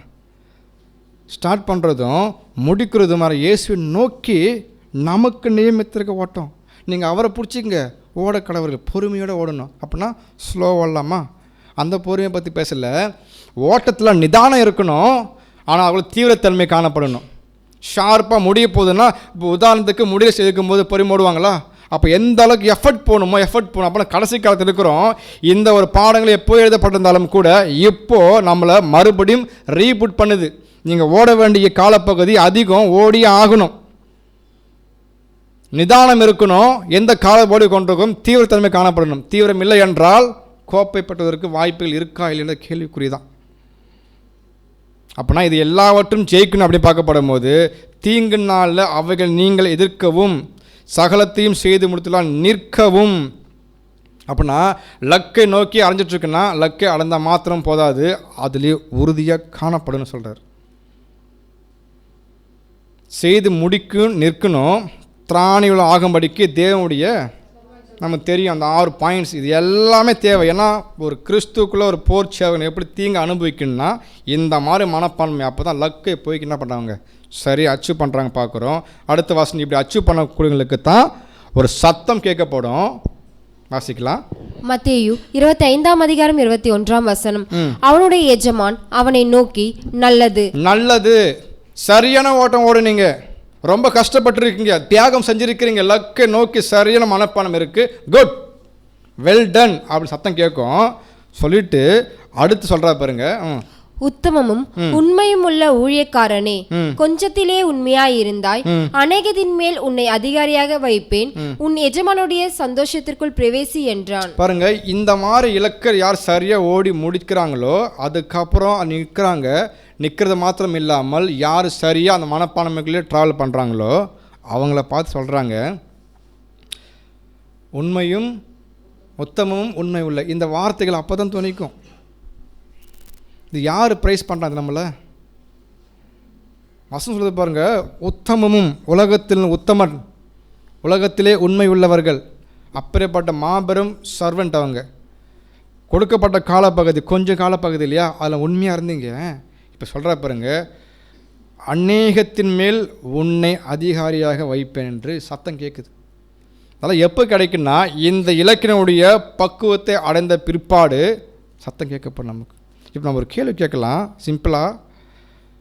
இலக்கை நம்ம அடையணும்னா முதல் கேள்வி, நாம் அனைவரும் பந்தய சாலைக்குள் விழுந்து விட்டோமா? பதில் சொல்லலாம், இதை வச்சுக்கலாம் பாயிண்டில். ப்ராப்பராக ரிஜிஸ்டர் பண்ணிவிட்டு ப்ராப்பரான ஒரு முறையில் உள்ள என்ட்ரன்ஸ் ஆகியிருக்கிறோமா, இல்லை கிரவுண்டுக்குள்ளே வந்துட்டோம், வந்து ஆடியன்ஸாக இருக்கிறாங்களா, அல்லது ஓடிக்கொண்டிருக்கிறாங்களா? ஒரு வகுப்பார் இன்னொரு வகுப்பார் என்ன பண்ணுங்க, ட்ரைனிங் பீரியட் இருக்கும் பார்த்தீங்களா, அங்கே ட்ரைனிங் எடுத்துகிட்ருப்பாங்க. அவங்க உள்ளே ப்ராப்பராக வர முடியாது, ஏன்னா அவங்க ட்ரைனிங் காலப்பகுதி. அப்படின்னா இந்த ஓட்டப்பந்துக்கு வரவங்களுக்கு ஒன்று வெற்றி, ஒன்று நிச்சயம். ஓடலாம் ப்ரைஸு, ஓடலாம் அவுட்டு. ஆனால் ட்ரைனிங் இருப்பாங்க, ட்ரைனிங்கில் அவங்களுக்கு அப்படி கிடையாது. விழலாம், எழலாம், உட்காரலாம், வேடிக்கை பார்க்கலாம், ரெஸ்ட் எடுக்கலாம். இந்த பாயிண்ட் புரிஞ்சிக்க முடியுதா? இது எல்லாமே நடக்கும். அதான் கேட்டேன், ப்ராப்பரான அடிப்படையில் நம்ம அனைவரும் சிந்திப்பதற்கு தான். உள்ள என்ட்ரன்ஸ் வந்துட்டோமா, வந்த நாம் சரியாக தேவன் முன்பாக ரெஜிஸ்டர் பண்ணிட்டோமா? அப்படின்னா வந்தாச்சுன்னா அடுத்த கட்டம் பந்தய சாலை ஓடிட்டுருக்குறோமா. உள்ளே வந்துட்டோம், அந்த சாலைக்குள்ளே ஓடிக்கொண்டிருக்குமா, தங்களுக்கு நியமிக்கப்பட்ட பாதை இருக்கும் இல்லையா, அந்த பாதையை மட்டும்தான் நம்மளுடைய இலக்கு. பக்கத்தில் ஒரு பிரதர் ஓடலாம், பக்கத்தில் சகர் ஓடலாம், அது அவங்களுடைய இலக்கு. நம்முடைய இலக்கு என் பாதையில் ஓடிக்கொண்டு இருக்கிறேனா கேள்வி. அப்படி ஓடிக்கொண்டிருக்கான்னா எந்த மைல் தூரத்தை எட்டி கொண்டிருக்கிறோம் சிந்திக்கணும். 1/4 மைல் தூரத்தை அடைஞ்சிட்டோன்னா, அடைஞ்சிட்டுனா, இல்லை 3/4 மைல் கலந்துட்டுனா, இந்த 3 நான் கலந்துருக்கேன்னு எண்ணக்கூடியவர்கள் 4வது கட்டத்தில் மாபெரும் ட்ரபிள் காணப்படுவாங்க, ரொம்ப நொறுக்கப்பட்டிருப்பாங்க. அவங்க கண்டுபிடிச்சி முடிச்சிட்டாங்கன்னா அவங்க எப்போ மறிச்சாலும் சபை 100% கன்ஃபார்ம். இதுதான் தேவன் சொல்கிறாங்க. 4 பாயிண்ட் முடிச்சிட்டாங்கன்னா முடிஞ்சு போச்சு. ஆனால் ரொம்ப ரொம்ப கஷ்டம். அவங்க சொல்கிறாங்க மிகப்பெரிய ப்ராக்டிஸ் தேவைப்படுது, மிகப்பெரிய தியாகம் பண்ணணும். சரி ஓடிக்கொண்டிருக்கிறோம், ஓகே 4 நிலைமை இருக்குது, நம்ம அங்கே ஃபிக்ஸ் பண்ணிக்கலாம், இந்த இடத்துல தான் இருக்கிறேன். அப்போ யோசிக்கணும், நம்ம இங்கே தான் இருக்கிறோன்னா பூஸ்டப் பண்ணணும், அடுத்த இடத்துக்கு போவது இருக்குது. ஓகே நெக்ஸ்ட்டு அடுத்து அந்த இலக்கில் நின்று கொண்டிருக்கிறோம்மா, விழாமல் நமக்கு நியமிக்க டார்கெட் இருக்கு இல்லையா, அங்கே இருக்கிறேன் அப்படியே புரிஞ்சுக்கிறது. அது சாலையை விட்டு இடது பக்கமும் வலது பக்கம் மாறாமல் தனக்கு நியமிக்கிற பாதை மட்டும்தான் நான் நின்று கொண்டுனா ஓடிட்டுருக்குன்னு அர்த்தம். அங்கே நிற்கிறேன்னா எனக்கு கொடுக்கப்பட்ட பாதை இலக்கு, அதுக்கு நான் என்ன பிரயாசப்பட்டு கொண்டிருக்கின்றத ஒரு கேள்வி. இப்போ நம்முடைய கேள்வி லாஸ்ட்டாக எந்த இலக்கில் இருக்கிறோம்? 4 பாயிண்ட் பார்த்தோம் இல்லையா, அதுதான் ரிவிஷன். ஏன்னா நம்ம கேள்வி ஏன் கேட்குறோம்னா நம்ம சிந்திப்பு இருக்குது. உள்ளே வந்துட்டோம், ஓடிக்கொண்டிருக்கிறோம், அங்கே நிற்கிறோம், எந்த இலக்கில் நிற்கிறோம் இப்போது அப்படின்றது யாருடைய கேள்வின்னு பார்த்தோன்னா அவங்க எழுப்பிக்கணும். ஏன்னா ஓட்டத்தினுடைய முடிவு காலப்பகுதியில் இருக்கிறோம். முடிஞ்சதுக்கப்புறம் போயிட்டு கர்த்தாவே கர்த்தாவே எங்களுக்கு திறக்கணும் சத்தம் போட்டால் அவர் சொல்கிற ஒரு வார்த்தை, நான் உங்களை அறியேன். அப்படின்னா புது சிருஷ்டியாக மனவாட்டியாக நான் உங்களை பார்க்கல, வாய்ப்பு கொடுக்கப்பட்டுச்சு, இப்போ கதறது எந்த ஒரு சாத்தியம் இல்லை அப்படின்னா தெளிவாக இருக்கணும். அப்படி பண்ணால் எந்த இலக்கில் நிற்கிறோன்னா இப்போ 4 பாயிண்ட் போட்டோம் இல்லையா, அதே தான் பார்க்குறோம். எந்த இலக்கில் நின்று கொண்டிருக்கிறோம் கேள்விக்குறி. அவங்க ஃபிக்ஸ் பண்ணிக்கலாம், அவங்களோட மனசாட்சி தான் தெரியும். இந்த கடமை அன்பில் சாத்தியமாக சத்தியத்தின் அடிப்படையில் நான் சரியாக நடந்து முடிச்சுட்டேன் இல்லை நடந்து கொண்டிருக்கிறன்றத ஒரு கேள்வி. முடித்து என்றால் அடுத்துனவங்க நீதிக்குட்பட்ட அன்பு சரியாக ஃபாலோ பண்ணுவாங்க. எக்காரணத்தை கொண்டு மற்றவங்களுக்காக நோ காம்ப்ரமைஸ். ஆஃபீஸில், ஊழியத்தில், சபையில், மொத்தத்தில் விட்டு கொடுக்க மாட்டாங்க. நீதியாக தான் வெளிப்படுத்துவாங்க. ஹானஸ்ட், நீதி, நேர்மை, நியாயம். இன்றைக்கி பரவாயில்ல படித்தோம் இல்லையா, தர்ம சிந்தை, நீதி, நியாயம் அப்படியே பட்டுவாங்க. ஒரு அறிவாற்றல் அதிகமாக இருந்தாக்கா என்ன பண்ணுறதில்ல, எடுத்துக்க போகிறது. அப்புறம் இந்த கடமை அன்பு, அடுத்து நீதிக்குட்பட்ட அன்பு காணப்படுதா. நெக்ஸ்ட்டு சகோதர அன்பில் ரெண்டுமே ஜெயிச்சவங்க தான் இங்கே ட்ராவல் பண்ண முடியும். 4 கன்ஃபியூஸ் பண்ணிட்டோன்னாக்கா லக்கில் அவங்க எப்படி இருக்கிறாங்க, லக்கில் அவங்க லக் கிடையாது அவங்களுக்கு. அப்படின்னா நம்ம கன்ஃபியூஸ் பண்ணாமல் எதை முடிச்சுட்டு தேறி இருக்கிறோம், அடுத்து 3வது ரொம்ப தீவிரமாக காட்ட வேண்டிய காலப்பகுதி சகோதர அன்பு. நம்ம அதில் சரியாக காமிச்சு கொண்டு இருக்கிறோமா, அதை ஜெயிச்சு முடிச்சிட்டேன் பிரதர். 3மே எனக்கு தெரியுது, என் மனசாட்சிக்கு சரியாக கலந்து முடிச்சிட்டேன். இப்போ ஃபைனல் டெஸ்ட், சத்ரு நேசிக்கணும். அந்த இடத்துல நம்ம கடந்து போயிட்டுருக்கோன்னா கட்டாயமாக 3 ஜெயிச்சுவங்க இதையே வராங்கன்னா கட்டாமல் தெய்வீக பலன் அதிகமாக கொடுக்கப்படும், ஜெயிக்க வாய்ப்பு இருக்குது. அவங்கள விழ வைப்பதற்காக இதனை கொடுக்கல இல்லையா. அப்போனா 3வது சூழலுக்குள்ள உள்ளவைக்கப்படும் போது அது தாங்கிடுச்சுனாக்கா சபை. அப்போ இதெல்லாம் செய்யணும்னா என்ன தேவை, நான் எந்த இடத்துல இருக்கின்றதை அவங்க தங்களை சுயப்பர் செய்து பார்த்தால்தான் தெரியும், இலக்கின் அடையாளத்தை கண்டுபிடிக்க முடியும். நான் எந்த இடத்துல நிற்கிறேன்றது நம்ம படிப்போம் இல்லையா, கடமை அன்பு, சகோதர அன்பு, இது வார்த்தையாக இல்லை, அதுக்கும் ஸ்டேஜஸ் இருக்குது. அதில் நிற்கணும், அது ஜெயிக்கணும். அப்படின்னா நிறைய குத்தப்பட்டிருப்போம், நொறுக்கப்பட்டிருப்போம், கலவையாக்கப்பட்டிருப்போம், ஈரப்படத்தப்பட்டிருப்போம். எல்லா அடிப்படையில் கொண்டு போய் சூடு பார்க்கணும். பட்டாதான் அதை மனம் மாறி நிற்கும் பாருங்க, உடையாமல், அப்போ தான் நிற்கணும். இது எனக்கும் தான் உங்களுக்கும் தான் தேன்ற மிகப்பெரிய பாடம். பேசக்கூடிய எல்லாமே சரியானவும் கிடையாது, கேட்குறவங்களாம் ஒன்றும் தெரியாது கிடையாது. தேவன் நம்ம கொடுக்குறாருன்னா மிகப்பெரிய இறக்கம். நல்லா நோட் பண்ணி பாருங்கள். இதெல்லாம் நம்ம கூர்ந்து கவனிக்கப்படாமல் எங்கே போயிட்டுருக்கோன்னா லக்கை நோக்கி நம்ம கவனம் சிதல் காணப்படுதா, இல்லை நோக்கி கொண்டிருக்கிறோமா, இல்லை நோக்குவதற்கான திரும்பி நம்மளை உணர்த்துறான்றது நமக்கு தெரியல. ஏன்னா என் டைம் அப்போனா இந்த விஷயத்தில் காணப்படும் போது 4வது ஸ்டேஜை ஒருத்தவங்க அடைஞ்சு முடிச்சிட்டாங்க வச்சிங்களா. இப்போ அடுத்த ஸ்டேஜ் சொல்கிறாரு, சத்ரு நேசி கூட ஸ்டார்ட் பண்ணி முடிச்சிட்டாங்க கோர்ஸை. இப்போ இலக்கில் கம்ப்ளீட் பண்ணுறவங்க இலக்கு என்ன பண்ண கோர்ஸை கம்ப்ளீட் பண்ணிட்டாங்க. அதுக்கப்புறம் அவங்க இருப்பாங்க கொஞ்ச நேரம், புரியுதுங்களா. அதுக்கப்புறம் கண்டினியூ ஆகும். அதுக்கப்புறம் தான் ப்ரைஸ் கொடுக்கப்படும். 4மே செஞ்சு முடிச்ச உடனே தேவன் கொடுக்க போகிறதில்ல. 4மே செஞ்சு முடிச்சதுக்கப்புறம் சில காலப்பகுதி தெரியாது இருக்கலாம். என்ன சொல்கிறாருன்னா வாசிக்கலாம். அந்த பூர்ண அன்பின் இலக்கை அடைந்தவர்கள் முடிச்சிட்டாங்க இல்லையா. இப்போ அடுத்த ப்ராசஸ் என்ன பண்ணுவாங்கன்னா, பூரண அன்பின் இலக்கை அடைந்தவர்கள், பூரண அன்பின் இலக்கினை அடைந்தவர்கள் தொடர்ந்து தங்களை கர்த்தருடைய ஊழியத்திலும் தங்களுடைய ஜீவத்தை சகோதரருக்கான ஊழியத்திலும் ஒப்புக் கொடுப்பதிலும் ஈடுபடுத்தி கொண்டிருப்பது இன்றியமையதாக இருக்கிறது. அந்த பூரண அன்பின் இலக்கை அடைஞ்சிட்டாங்க. அடைந்த பிற்பாடும் தொடர்ந்து என்ன பண்ணுவாங்க, தங்களை கர்த்தருடைய ஊழியத்திலும் தங்களுடைய ஜீவத்திலே சகோதரருக்கான ஊழியத்திலும் ஒப்பு கொடுத்து அதில் ஈடுபட்டு கொண்டிருப்பாங்க. ஏன்னா கோர்ஸ் கம்ப்ளீட்டட். இப்போ யார் மறிக்கணும், சரீரம் மறிக்கணும்ல, தினம் மறிக்க வச்சு ஒன்று போவாரா.